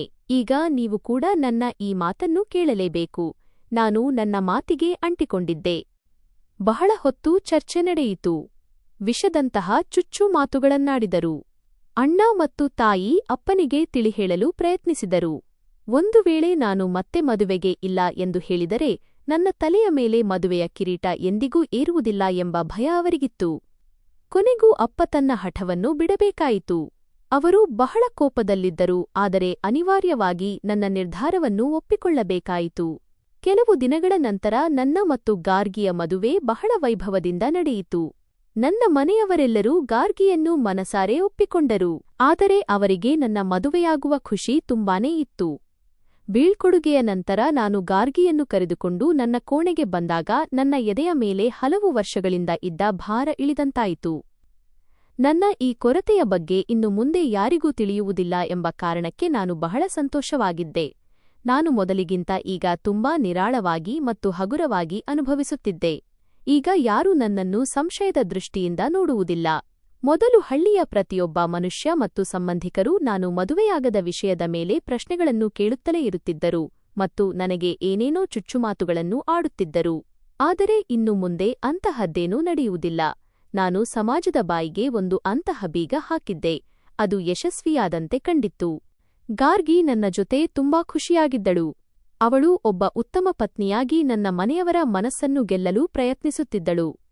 ಅವಳ ಮುಖದಲ್ಲಿ ಬರುತ್ತಿದ್ದ ನಗು ಮತ್ತು ಅವಳ ಲವಲವಿಕೆಯ ಧ್ವನಿಯನ್ನು ಕೇಳಿ ಈ ಕೋಣೆಯ 4 ಗೋಡೆಗಳ ಒಳಗೆ ನಾನು ಒಂದು ದೊಡ್ಡ ಭಯಾನಕ ರಹಸ್ಯವನ್ನು ಅಡಗಿಸಿಟ್ಟಿದ್ದೇನೆ ಎಂದು ಯಾರೂ ಕನಸಿನಲ್ಲೂ ಯೋಚಿಸಲು ಸಾಧ್ಯವಿರಲಿಲ್ಲ. ನಾವಿಬ್ಬರೂ ಪತಿಪತ್ನಿಯರಂತೆ ಅಲ್ಲದೆ ಇಬ್ಬರೂ ಉತ್ತಮ ಸ್ನೇಹಿತರಂತೆ ಒಂದೇ ಸೂರಿನಡಿ ವಾಸಿಸತೊಡಗಿದೆವು. ಗಾರ್ಗಿ ಎಂದೂ ಕೂಡ ಮರೆತು ನನ್ನ ದೌರ್ಬಲ್ಯದ ಬಗ್ಗೆ ಯಾರ ಬಳಿಯೂ ಪ್ರಸ್ತಾಪಿಸಲಿಲ್ಲ ಮತ್ತು ಎಂದಿಗೂ ನನಗೆ ಯಾವುದೇ ವಿಷಯದ ಬಗ್ಗೆ ವಿಚಾರಣೆ ನಡೆಸಲಿಲ್ಲ. ನನ್ನ ಜೀವನ ಬಹಳ ನೆಮ್ಮದಿಯಿಂದ ಸಾಗುತ್ತಿತ್ತು. ಗಾರ್ಗಿಯನ್ನು ಮದುವೆಯಾಗಿದ್ದು ನನ್ನ ಜೀವನದ ಅತ್ಯಂತ ಶ್ರೇಷ್ಠ ಮತ್ತು ಬುದ್ಧಿವಂತಿಕೆಯ ನಿರ್ಧಾರ ಎಂದು ನನಗೆ ಅನಿಸತೊಡಗಿತ್ತು. ನನ್ನ ಈ ಗುಪ್ತ ಗೆಲುವಿನ ಬಗ್ಗೆ ನಾನು ಪ್ರತಿದಿನ ಹೆಮ್ಮೆಪಡುತ್ತಿದ್ದೆ, ಏಕೆಂದರೆ ನನ್ನ ಯೋಜನೆ ಈಗ 100% ಯಶಸ್ವಿಯಾಗಿತ್ತು. ಮದುವೆಯಾಗಿ ಕೇವಲ 2 ತಿಂಗಳು ಕಳೆದಿದ್ದವು. ಒಂದು ರಾತ್ರಿ ಗಾರ್ಗಿಯ ಆರೋಗ್ಯ ಇದ್ದಕ್ಕಿದ್ದಂತೆ ಹದಗೆಟ್ಟಿತು. ಅವಳಿಗೆ ಸತತವಾಗಿ ವಾಂತಿಯಾಗುತ್ತಿತ್ತು ಮತ್ತು ಅವಳು ಬಹಳ ನಿತ್ರಾಣಗೊಂಡಿದ್ದಳು. ಅವಳ ಸ್ಥಿತಿಯನ್ನು ಕಂಡು ನಾನು ಗಾಬರಿಯಾಗಿ ತಕ್ಷಣ ಅವಳನ್ನು ಕಾರಿನಲ್ಲಿ ಕೂರಿಸಿ ಆಸ್ಪತ್ರೆಗೆ ಕರೆದುಕೊಂಡು ಹೋದೆ. ಎಮರ್ಜೆನ್ಸಿ ವಾರ್ಡ್ನಲ್ಲಿ ನರ್ಸ್ಗಳು ಅವಳನ್ನು ಸ್ಟ್ರೆಚರ್ ಮೇಲೆ ಮಲಗಿಸಿ ಒಳಗಡೆ ಕರೆದುಕೊಂಡು ಹೋದರು ಮತ್ತು ನಾನು ಹೊರಗಡೆ ಆತಂಕದಿಂದ ಅಡ್ಡಾಡತೊಡಗಿದೆ. ಸ್ವಲ್ಪ ಸಮಯದ ನಂತರ ಒಬ್ಬ ಲೇಡಿ ಡಾಕ್ಟರ್ ಹೊರಬಂದರು ಮತ್ತು ಅವರು ನಗುತ್ತಾ ನನ್ನ ಕಡೆಗೆ ಬಂದರು. ಅಭಿನಂದನೆಗಳು, ನಿಮ್ಮ ಪತ್ನಿ ತಾಯಿಯಾಗಲಿದ್ದಾರೆ. ವೈದ್ಯರು ಬಹಳ ಸಂತೋಷದ ಧಾಟಿಯಲ್ಲಿ ನನಗೆ ಈ ವಿಷಯವನ್ನು ತಿಳಿಸಿದರು. ವೈದ್ಯರ ಈ ಮಾತನ್ನು ಕೇಳಿದ ತಕ್ಷಣ ನನ್ನ ಪಾದಗಳ ಕೆಳಗಿನ ಭೂಮಿ ಜಾರಿದಂತಾಯಿತು. ಯಾರೋ ನನ್ನ ಮೆದುಳಿಗೆ ಏಕಕಾಲಕ್ಕೆ 100 ಸೂಜಿಗಳನ್ನು ಚುಚ್ಚಿದಂತಾಯಿತು. ನನ್ನ ಉಸಿರು ಎದೆಯಲ್ಲೇ ಸಿಕ್ಕಿಹಾಕಿಕೊಂಡಿತು. ನನ್ನ ಮೇಲೆ ಸಿಡಿಲು ಬಡಿದಂತಾಯಿತು. ನನ್ನಲ್ಲಿ ಯಾವ ಕೊರತೆಯಿದೆ ಎಂಬುದು ನನಗೆ ಚೆನ್ನಾಗಿ ತಿಳಿದಿತ್ತು. ಹಾಗಿರುವಾಗ ಇದು ಹೇಗೆ ಸಾಧ್ಯ? ನನ್ನೊಳಗೆ ಈಗ ಸಂಶಯ ಮೂಡಲಾರಂಭಿಸಿತು ಮತ್ತು ಒಂದು ಭಯಾನಕ ಚಂಡಮಾರುತ ನನ್ನ ಮೆದುಳಿನ ಮೇಲೆ ಸವಾರಿ ಮಾಡಿತು. ಕೋಪ ಮತ್ತು ಅವಮಾನದ ಭಾವನೆ ನನ್ನ ರಕ್ತವನ್ನು ಸುಡಲಾರಂಭಿಸಿತು. ಅಂದರೆ ಈ ಹೆಂಗಸು ಚಾರಿತ್ರ್ಯಹೀನಳೆ? ಅವಳು ನನ್ನ ಜೊತೆ ಇಷ್ಟೊಂದು ಅಸಹ್ಯಕರ ವಂಚನೆ ಮಾಡಿದಳೆ? ಒಂದು ವೇಳೆ ಅವಳು ಈ ಸ್ಥಿತಿಯಲ್ಲಿ ನನ್ನ ಜೊತೆ ಇರಲು ಸಾಧ್ಯವಿರಲಿಲ್ಲವೆಂದ ಮೇಲೆ ಅವಳು ನನ್ನೊಂದಿಗೆ ಸುಳ್ಳು ಭರವಸೆ ನೀಡಿ ಮದುವೆಯಾಗಿದ್ದು ಏಕೆ? ಈಗ ನೀವು ಏನೇನು ಹುಚ್ಚು ಮಾತುಗಳನ್ನು ಆಡುತ್ತಿದ್ದೀರಿ? ಇದು ಅಸಾಧ್ಯ. ನಾನು ಕೋಪದಿಂದ ಕಿರುಚಿದೆ ಮತ್ತು ವೈದ್ಯರನ್ನು ಆಶ್ಚರ್ಯದಲ್ಲಿ ಬಿಟ್ಟು ನೇರವಾಗಿ ಗಾರ್ಗಿಯಿದ್ದ ಕೋಣೆಯೊಳಗೆ ಹೋದೆ. ಅವಳು ಹಾಸಿಗೆಯ ಮೇಲೆ ಮಲಗಿದ್ದಳು ಮತ್ತು ಅವಳ ಕಣ್ಣುಗಳು ಮುಚ್ಚಿದ್ದವು. ನನ್ನನ್ನು ನೋಡಿದ ತಕ್ಷಣ ಅವಳು ಒಂದು ಸುಂದರವಾದ ನಗು ಬೀರಿದಳು. ಆದರೆ ನಾನು ಕೋಪದಿಂದ ಹುಚ್ಚನಂತಾಗಿದ್ದೆ. ನೀನು ಒಬ್ಬ ಚಾರಿತ್ರ್ಯಹೀನ ಮತ್ತು ಕೀಳುಮಟ್ಟದ ಹೆಂಗಸು. ನೀನು ನನಗೆ ಮೋಸ ಮಾಡಿದ್ದೀಯಾ? ನಾನು ಅವಳ ಮೇಲೆ ಹರಿಹಾಯ್ದೆ ಮತ್ತು ಅವಳ ಕೈಯನ್ನು ಜೋರಾಗಿ ಹಿಡಿದು ಜಬರಿಸಿದೆ. ನನ್ನ ಕಣ್ಣುಗಳಲ್ಲಿ ರಕ್ತವಿಳಿದಂತಾಗಿತ್ತು. ನೀವು ಏನು ಹೇಳುತ್ತಿದ್ದೀರಿ ಸಂಜಯ್? ಅಷ್ಟಕ್ಕೂ ನಾನು ಮಾಡಿದ್ದೇನು? ಗಾರ್ಗಿ ಗಾಬರಿಯಿಂದ ಎದ್ದು ಕುಳಿತುಕೊಂಡಳು ಮತ್ತು ನಡುಗುವ ಧ್ವನಿಯಲ್ಲಿ ಕೇಳಲಾರಂಭಿಸಿದಳು. ನನ್ನ ಮುಂದೆ ಮುಗ್ಧತೆಯ ನಾಟಕವಾಡಬೇಡ. ನಾನು ಎಲ್ಲವನ್ನೂ ಚೆನ್ನಾಗಿ ಬಲ್ಲೆ, ಅರ್ಥವಾಯಿತೆ? ನನ್ನಲ್ಲಿ ಯಾವ ಕೊರತೆಯಿದೆ ಎಂಬುದು ನನಗೆ ತಿಳಿದಿಲ್ಲ ಎಂದುಕೊಂಡಿದ್ದೀಯಾ? ಹಾಗಾದರೆ ಈ ಮಗು ಯಾರದ್ದು? ನೀನು ನನ್ನ ಮರ್ಯಾದೆಯನ್ನು ಮಣ್ಣುಪಾಲು ಮಾಡಿದ್ದೀಯಾ? ನಾನು ಜೋರಾಗಿ ಅವಳ ಮೇಲೆ ಕಿರುಚಿದೆ. ನನ್ನ ಕೋಪ ಹತೋಟಿ ಮೀರುತ್ತಿತ್ತು. ಸಂಜಯ್, ದೇವರಿಗಾಗಿ ಒಂದು ಸಲ ನನ್ನ ಮಾತನ್ನು ಕೇಳಿ. ನೀವು ಯೋಚಿಸುತ್ತಿರುವಂತೆ ಅಂತಹದ್ದೇನೂ ನಡೆದಿಲ್ಲ. ಆಕೆ ನನ್ನ ಕೈ ಹಿಡಿಯಲು ಪ್ರಯತ್ನಿಸಿದಳು, ಆದರೆ ನಾನು ಅವಳನ್ನು ಜೋರಾಗಿ ದೂಡಿದೆ. ಬಾಯಿ ಮುಚ್ಚು. ನಿನ್ನಿಂದ ಒಂದು ಪದವನ್ನು ನಾನು ಕೇಳಲು ಇಷ್ಟಪಡುವುದಿಲ್ಲ. ಅವಳು ಜೋರಾಗಿ ಅಳಲಾರಂಭಿಸಿದಳು ಮತ್ತು ನಂತರ ಅವಳು ನನ್ನ ಮಾತಿಗೆ ಯಾವುದೇ ಉತ್ತರ ನೀಡಲಿಲ್ಲ. ನಾನು ಕೋಪದಿಂದ ಕೋಣೆಯಲ್ಲಿ ಅತ್ತಿತ್ತ ಅಡ್ಡಾಡತೊಡಗಿದೆ. ನನ್ನ ಕೈಗಳು ಕೋಪದಿಂದ ಬಿಗಿಯಾಗಿದ್ದವು ಮತ್ತು ಆ ಕೋಪದಲ್ಲೇ ನಾನು ನನ್ನ ತೀರ್ಪನ್ನು ನೀಡಿದೆ. ನಿನ್ನಂತಹ ಚಾರಿತ್ರ್ಯಹೀನ ಮತ್ತು ಕೀಳುಗುಣದ ಹೆಂಗಸಿನ ಜೊತೆ ನಾನು ಇನ್ನು ಒಂದು ಕ್ಷಣವೂ ಇರಲು ಸಾಧ್ಯವಿಲ್ಲ. ಆದ್ದರಿಂದ ನಾನು ನಿನಗೆ ವಿಚ್ಛೇದನ ತಲಾಕ್ ನೀಡುತ್ತೇನೆ. ನಾನು ಅವಳ ಕಡೆ ಬೆರಳು ತೋರಿಸಿ ನನ್ನ ನಿರ್ಧಾರವನ್ನು ತಿಳಿಸಿದೆ. ವಿಚ್ಛೇದನದ ಹೆಸರು ಕೇಳಿದ ತಕ್ಷಣ ಅವಳು ಅಳುತ್ತಾ ನನ್ನ ಕಡೆ ನೋಡಿದಳು ಮತ್ತು ನನ್ನ ಕಾಲುಗಳನ್ನು ಹಿಡಿದುಕೊಂಡಳು. ಹಾಗೆ ಮಾಡಬೇಡಿ ಸಂಜಯ್. ದಯವಿಟ್ಟು ನನಗೆ ವಿಚ್ಛೇದನ ನೀಡಬೇಡಿ. ನಾನು ಸತ್ಯ ಹೇಳುತ್ತಿದ್ದೇನೆ. ನಾನು ನಿರಪರಾಧಿ ಎಂದು ಅವಳು ಬಿಕ್ಕಳಿಸುತ್ತಾ ಹೇಳಿದಳು. ನಿನ್ನ ಯಾವುದೇ ಸುಳ್ಳು ಕಥೆಗಳನ್ನು ಕೇಳಲು ನನಗೆ ಇಷ್ಟವಿಲ್ಲ. ನೀನು ಈಗ ನನಗೆ ಸತ್ತಂತೆ. ದೇವರಿಗಾಗಿ ಸಂಜಯ್, ಒಂದೇ ಒಂದು ಸಲ ನನ್ನ ಮಾತನ್ನು ಕೇಳಿ. ನೋಡಿ, ಈ ವಿಡಿಯೋ ನೋಡಿ. ಆಮೇಲೆ ನಿಮ್ಮ ಮನಸ್ಸಿಗೆ ಬಂದ ನಿರ್ಧಾರವನ್ನು ನೀವು ತೆಗೆದುಕೊಳ್ಳಿ. ಅವಳು ಅಳುತ್ತಾ ತನ್ನ ಮೊಬೈಲ್ ತೆಗೆದು ಒಂದು ವಿಡಿಯೋ ಪ್ಲೇ ಮಾಡಿ ನನ್ನ ಮುಂದೆ ಹಿಡಿದಳು. ನಾನು ಅಸಹ್ಯದಿಂದ ಪರದೆಯ ಸ್ಕ್ರೀನ್ ಕಡೆ ನೋಡಿದೆ. ಪರದೆಯ ಮೇಲೆ ನಡೆಯುತ್ತಿದ್ದ ದೃಶ್ಯವನ್ನು ನೋಡಿದ ತಕ್ಷಣ ನನಗೆ ಭೀಕರ ಆಘಾತವಾಯಿತು. ವಿಡಿಯೋದಲ್ಲಿ ಗಾರ್ಗಿ ಕ್ಲಿನಿಕ್ನಲ್ಲಿ ಕುಳಿತಿದ್ದಳು ಮತ್ತು ಅವಳ ಎದುರು ಒಬ್ಬ ಮಹಿಳಾ ವೈದ್ಯರಿದ್ದರು. ಅವರು ವರ್ಷಗಳ ಹಿಂದೆ ನಾನು ಯಾರ ಬಳಿ ಚಿಕಿತ್ಸೆ ಪಡೆಯಲು ಪ್ರಾರಂಭಿಸಿದ್ದೆನೋ ಅದೇ ವೈದ್ಯರಾಗಿದ್ದರು. ನಂತರ ನಾನು ನಿರಾಸೆಗೊಂಡಾಗ ಚಿಕಿತ್ಸೆಯನ್ನು ಅರ್ಧದಲ್ಲೇ ಬಿಟ್ಟುಬಿಟ್ಟಿದ್ದೆ.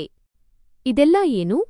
ಮತ್ತು ನೀನು ಈ ಡಾಕ್ಟರ್ ಬಳಿ ಏಕೆ ಹೋಗಿದ್ದೆ ಎಂದು ನಾನು ಕೋಪದಿಂದ ಅವಳನ್ನು ಕೇಳಿದೆ. ಮೊದಲು ನೀವು ಪೂರ್ಣ ವಿಡಿಯೋ ನೋಡಿ ಮತ್ತು ಎಲ್ಲವನ್ನೂ ಕೇಳಿ. ಆಮೇಲೆ ನಾನು ನಿಮಗೆ ಎಲ್ಲವನ್ನೂ ತಿಳಿಸುತ್ತೇನೆ ಎಂದು ಆಕೆ ಬಿಕ್ಕಳಿಸುತ್ತಾ ಉತ್ತರಿಸಿದಳು. ವಿಡಿಯೋದಲ್ಲಿ ಗಾರ್ಗಿ ಡಾಕ್ಟರ್ಗೆ ಹೇಳುತ್ತಿದ್ದಳು, ಆಕೆ ಹೇಗೋ ಮಾಡಿ ನನ್ನ ಸ್ಯಾಂಪಲ್ ಪಡೆದು ಡಿಎನ್ಎ ಪರೀಕ್ಷೆ ಮಾಡಿಸಲು ಹೋಗಿದ್ದಳು ಎಂದು.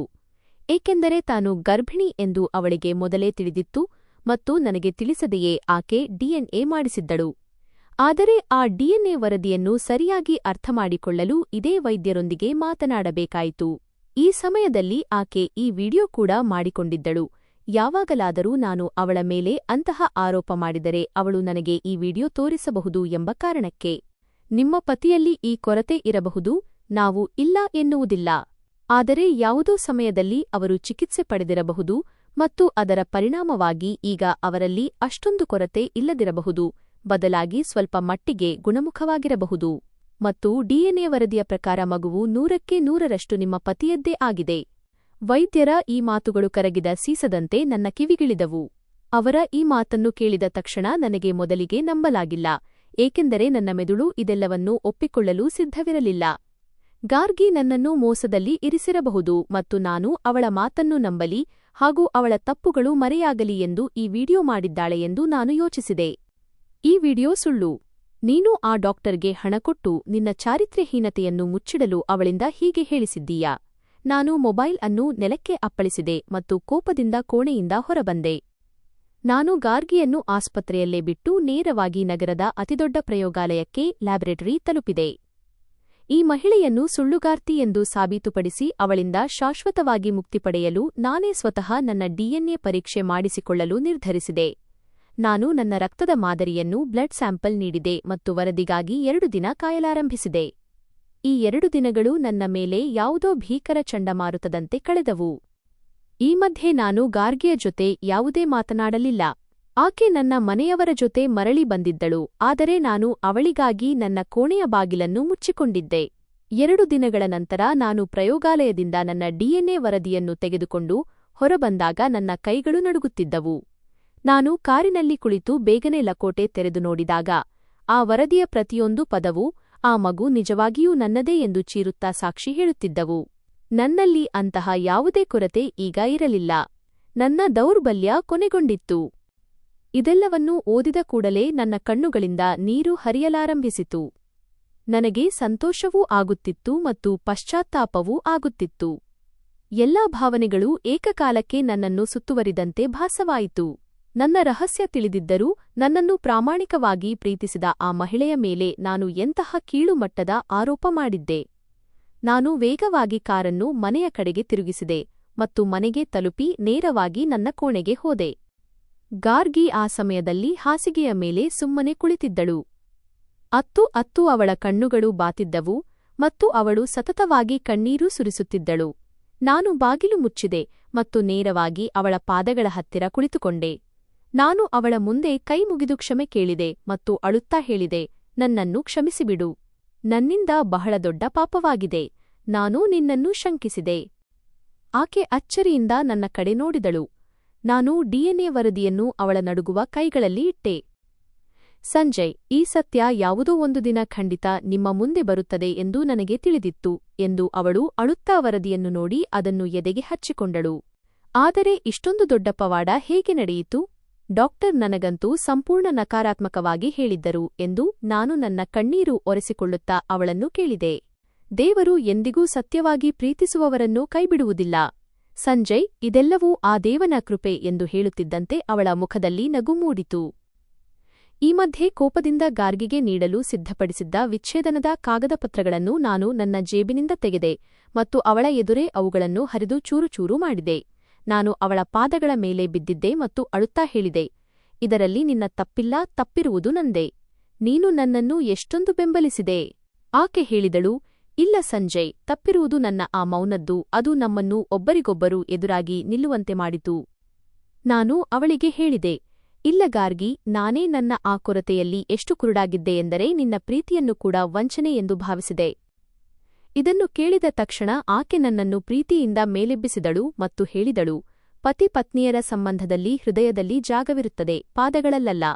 ಗಾರ್ಗಿ ನನ್ನನ್ನು ತನ್ನ ಜೊತೆ ಕುಳ್ಳಿರಿಸಿಕೊಂಡಳು. ಆಗ ನನಗೆ ನೆನಪಾಯಿತು, ನಿಜವಾಗಿಯೂ ನಾನು ಒಮ್ಮೆ ನಗರದ ಆ ದೊಡ್ಡ ಡಾಕ್ಟರ್ ಬಳಿ ಚಿಕಿತ್ಸೆ ಪ್ರಾರಂಭಿಸಿದ್ದೆ. ಯಾರ ವಿಡಿಯೋವನ್ನು ಗಾರ್ಗಿ ನನಗೆ ತೋರಿಸಿದ್ದಳೋ ಅದೇ ವೈದ್ಯರು. ನಾನು ಕೆಲವು ತಿಂಗಳುಗಳ ಕಾಲ ಕ್ರಮಬದ್ಧವಾಗಿ ಔಷಧಿಗಳನ್ನು ಸೇವಿಸಿದ್ದೆ. ಕಥೆಯ ಸಾರ ಮತ್ತು ಉದ್ದವನ್ನು ಹಾಗೆಯೇ ಉಳಿಸಿಕೊಳ್ಳಲಾಗಿದೆ. ಆದರೆ ಆ ಸಮಯದಲ್ಲಿ ನಾನು ಬಹಳ ಬೇಗನೆ ನಿರಾಶೆಗೊಂಡು ಚಿಕಿತ್ಸೆಯನ್ನು ಅರ್ಧದಲ್ಲೇ ಬಿಟ್ಟುಬಿಟ್ಟಿದ್ದೆ. ಆ ಔಷಧಿಗಳು ಗುಟ್ಟಾಗಿ ತನ್ನ ಪರಿಣಾಮವನ್ನು ಬೀರಿದ್ದವು ಮತ್ತು ನನ್ನಲ್ಲಿದ್ದ ಆ ಕೊರತೆಯು ದೂರವಾಗಿತ್ತು ಎಂಬುದು ನನಗೆ ತಿಳಿದಿರಲೇ ಇಲ್ಲ. ಏಕೆಂದರೆ ಉಳಿದ ಎಲ್ಲಾ ವೈದ್ಯರು ನನ್ನನ್ನು ಸಂಪೂರ್ಣವಾಗಿ ನಿರಾಶೆಗೊಳಿಸಿದ್ದರು ಮತ್ತು ನಾನು ಎಂದಿಗೂ ತಂದೆಯಾಗಲು ಸಾಧ್ಯವಿಲ್ಲ ಎಂದು ನಾನು ಬಲವಾಗಿ ನಂಬಿದ್ದೆ. ನನ್ನ ಈ ಕೊರತೆಯ ಜೊತೆಗೆ ಈ ಹೆಣ್ಣು ನನ್ನನ್ನು ಒಪ್ಪಿಕೊಂಡಿದ್ದಾಳೆ ಎಂದು ನನಗೆ ನನ್ನ ಪತ್ನಿಯ ಬಗ್ಗೆ ತುಂಬಾ ಹೆಮ್ಮೆ ಎನಿಸತೊಡಗಿತು. ಆಕೆ ನನ್ನ ಬಗ್ಗೆ ಯಾವುದೇ ದೂರು ನೀಡಲಿಲ್ಲ ಅಥವಾ ಯಾವುದೇ ಚುಚ್ಚುಮಾತುಗಳನ್ನು ಆಡಲಿಲ್ಲ. ಆದರೆ ಭಗವಂತ ಅವಳ ಆ ಒಳ್ಳೆಯತನಕ್ಕೆ ಮೆಚ್ಚಿ ನನ್ನ ಕೊರತೆಯನ್ನು ಮರೆಮಾಚಿದ್ದು ಮಾತ್ರವಲ್ಲದೆ ಇಂದು ನನಗೆ ತಂದೆಯಾಗುವ ಸುಖವನ್ನು ನೀಡಿದನು. ಇದು ದೇವರ ದೊಡ್ಡ ಪವಾಡವಾಗಿತ್ತು ಅಥವಾ ಗಾರ್ಗಿಯ ತಾಳ್ಮೆ ಮತ್ತು ಅವಳ ನಿಷ್ಠೆಗೆ ಸಿಕ್ಕ ಪ್ರತಿಫಲವಾಗಿತ್ತು ಎಂದು ಹೇಳಬಹುದು. ಆಕೆ ಒಬ್ಬ ಬಹಳ ನಿಷ್ಠಾವಂತ ಪತ್ನಿಯಾಗಿದ್ದಳು ಮತ್ತು ನಾನೇ ಮಾಡಿದ ತಪ್ಪುಗಳಿಂದ ಈ ದೌರ್ಬಲ್ಯಕ್ಕೆ ಬಲಿಯಾಗಿದ್ದೆ. ಆದರೆ ಇಂದು ಗಾರ್ಗಿಯ ಕಾರಣದಿಂದಲೇ ನನಗೆ ನನ್ನ ನಿಜವಾದ ಸತ್ಯ ತಿಳಿದುಬಂದಿದೆ. ಜೀವನದಲ್ಲಿ ಮನುಷ್ಯ ಹಲವು ತಪ್ಪುಗಳನ್ನು ಮಾಡುತ್ತಾನೆ. ಆದರೆ ಅತಿದೊಡ್ಡ ತಪ್ಪು ಎಂದರೆ ಯಾವುದೇ ಆಲೋಚನೆಯಿಲ್ಲದೆ ಬೇರೆಯವರ ಮೇಲೆ ಆರೋಪ ಮಾಡುವುದು. ಅಂದು ನಾನು ನನ್ನ ಪತ್ನಿಯ ಬಗ್ಗೆ ನನ್ನ ಹೃದಯದಲ್ಲಿ ನಿಜವಾದ ಪ್ರೀತಿಯನ್ನು ಅನುಭವಿಸಿದೆ ಮತ್ತು ಭಗವಂತ ಗಾರ್ಗಿಯನ್ನು ನನ್ನ ಪತ್ನಿಯನ್ನಾಗಿ ಮಾಡಿದ್ದಕ್ಕೆ ನನಗೆ ತುಂಬಾ ಸಂತೋಷವಾಯಿತು. ಗೆಳೆಯರೇ, ಹಲವು ಬಾರಿ ನಾವು ನಮ್ಮ ಆಲೋಚನೆ, ಸಂಶಯ ಮತ್ತು ಅಪೂರ್ಣ ಮಾಹಿತಿಯಿಂದಾಗಿ ಇತರರ ಮೇಲೆ ಅನಗತ್ಯವಾಗಿ ಆರೋಪಗಳನ್ನು ಮಾಡುತ್ತೇವೆ ಮತ್ತು ನಮ್ಮ ಆಲೋಚನೆಗೆ ತಕ್ಕಂತೆ ಅವರ ಬಗ್ಗೆ ಕೆಟ್ಟ ಅಭಿಪ್ರಾಯ ಮೂಡಿಸಿಕೊಳ್ಳುತ್ತೇವೆ. ಇದರಿಂದಾಗಿ ನಮ್ಮನ್ನು ನಿಜವಾಗಿಯೂ ಗೌರವಿಸುವ ಜನರ ಮನಸ್ಸನ್ನು ನಾವು ನೋಯಿಸಿಬಿಡುತ್ತೇವೆ. ಅದಕ್ಕಾಗಿಯೇ ಯಾವಾಗಲೂ ನಮ್ಮ ಆಲೋಚನೆಗಳನ್ನು ಒಂದು ಬದಿಯಲ್ಲಿಟ್ಟು ಮೊದಲು ವಿಷಯವನ್ನು ಸರಿಯಾಗಿ ವಿಚಾರಿಸಬೇಕು ಮತ್ತು ಪರೀಕ್ಷಿಸಬೇಕು. ಅದರ ನಂತರವೇ ಯಾರ ಮೇಲಾದರೂ ಆರೋಪ ಮಾಡಬೇಕು. ಹಾಗೆಯೇ ನಾವು ಆಗಾಗ ನಮ್ಮ ತಪ್ಪುಗಳ ಹೊಣೆಯನ್ನು ಇತರರ ಮೇಲೆ ಹಾಕುತ್ತೇವೆ. ಆದರೆ ನಾವು ಪೂರ್ಣ ಆತ್ಮವಿಶ್ವಾಸದಿಂದ ನಮ್ಮ ತಪ್ಪುಗಳನ್ನು ಒಪ್ಪಿಕೊಳ್ಳಬೇಕು ಮತ್ತು ಅವುಗಳನ್ನು ತಿದ್ದಿಕೊಳ್ಳಬೇಕು. ಗೆಳೆಯರೇ, ನೀವು ಯಾವ ನಗರದಿಂದ ನಮ್ಮ ಕಥೆಯನ್ನು ಕೇಳುತ್ತಿದ್ದೀರಿ? ನಿಮಗೆ ಈ ಕಥೆ ಇಷ್ಟವಾಗಿದ್ದರೆ ದಯವಿಟ್ಟು ಕಮೆಂಟ್ ಮೂಲಕ ತಿಳಿಸಿ. ಈ ವಿಡಿಯೋವನ್ನು ಲೈಕ್ ಮಾಡಿ, ಸಾಧ್ಯವಾದಷ್ಟು ಹೆಚ್ಚು ಜನರಿಗೆ ಶೇರ್ ಮಾಡಿ ಮತ್ತು ಪ್ರೋತ್ಸಾಹಿಸಿ. ಹಾಗೆಯೇ ಚಾನೆಲ್ ಅನ್ನು ಸಬ್ಸ್ಕ್ರೈಬ್ ಮಾಡಲು ಮರೆಯಬೇಡಿ. ನನ್ನ ಶ್ರಮ ನಿಮಗೆ ಇಷ್ಟವಾಗಿದ್ದರೆ ನನಗೆ ಸೂಪರ್ ಥ್ಯಾಂಕ್ಸ್ ನೀಡುವ ಮೂಲಕ ನಿಮ್ಮ ಪ್ರೀತಿ ಮತ್ತು ಬೆಂಬಲವನ್ನು ತೋರಿಸಿ. ಇದರಿಂದ ನಾನು ನಿಮಗಾಗಿ ಇಂತಹ ಅದ್ಭುತ ಕಥೆಗಳನ್ನು ತರುತ್ತಿರಲು ಸಾಧ್ಯವಾಗುತ್ತದೆ. ಈ ಕಥೆಯು ಸಂಪೂರ್ಣವಾಗಿ ಕಾಲ್ಪನಿಕವಾಗಿದೆ ಮತ್ತು ಇದರ ಉದ್ದೇಶ ಕೇವಲ ಮನೋರಂಜನೆ ಹಾಗೂ ಸಾಮಾಜಿಕ ಸಂದೇಶ ನೀಡುವುದಾಗಿದೆ. ಕಥೆಯ ಎಲ್ಲಾ ಪಾತ್ರಗಳು, ಸ್ಥಳಗಳು ಮತ್ತು ಘಟನೆಗಳು ಲೇಖಕನ ಕಲ್ಪನೆಯನ್ನು ಆಧರಿಸಿವೆ.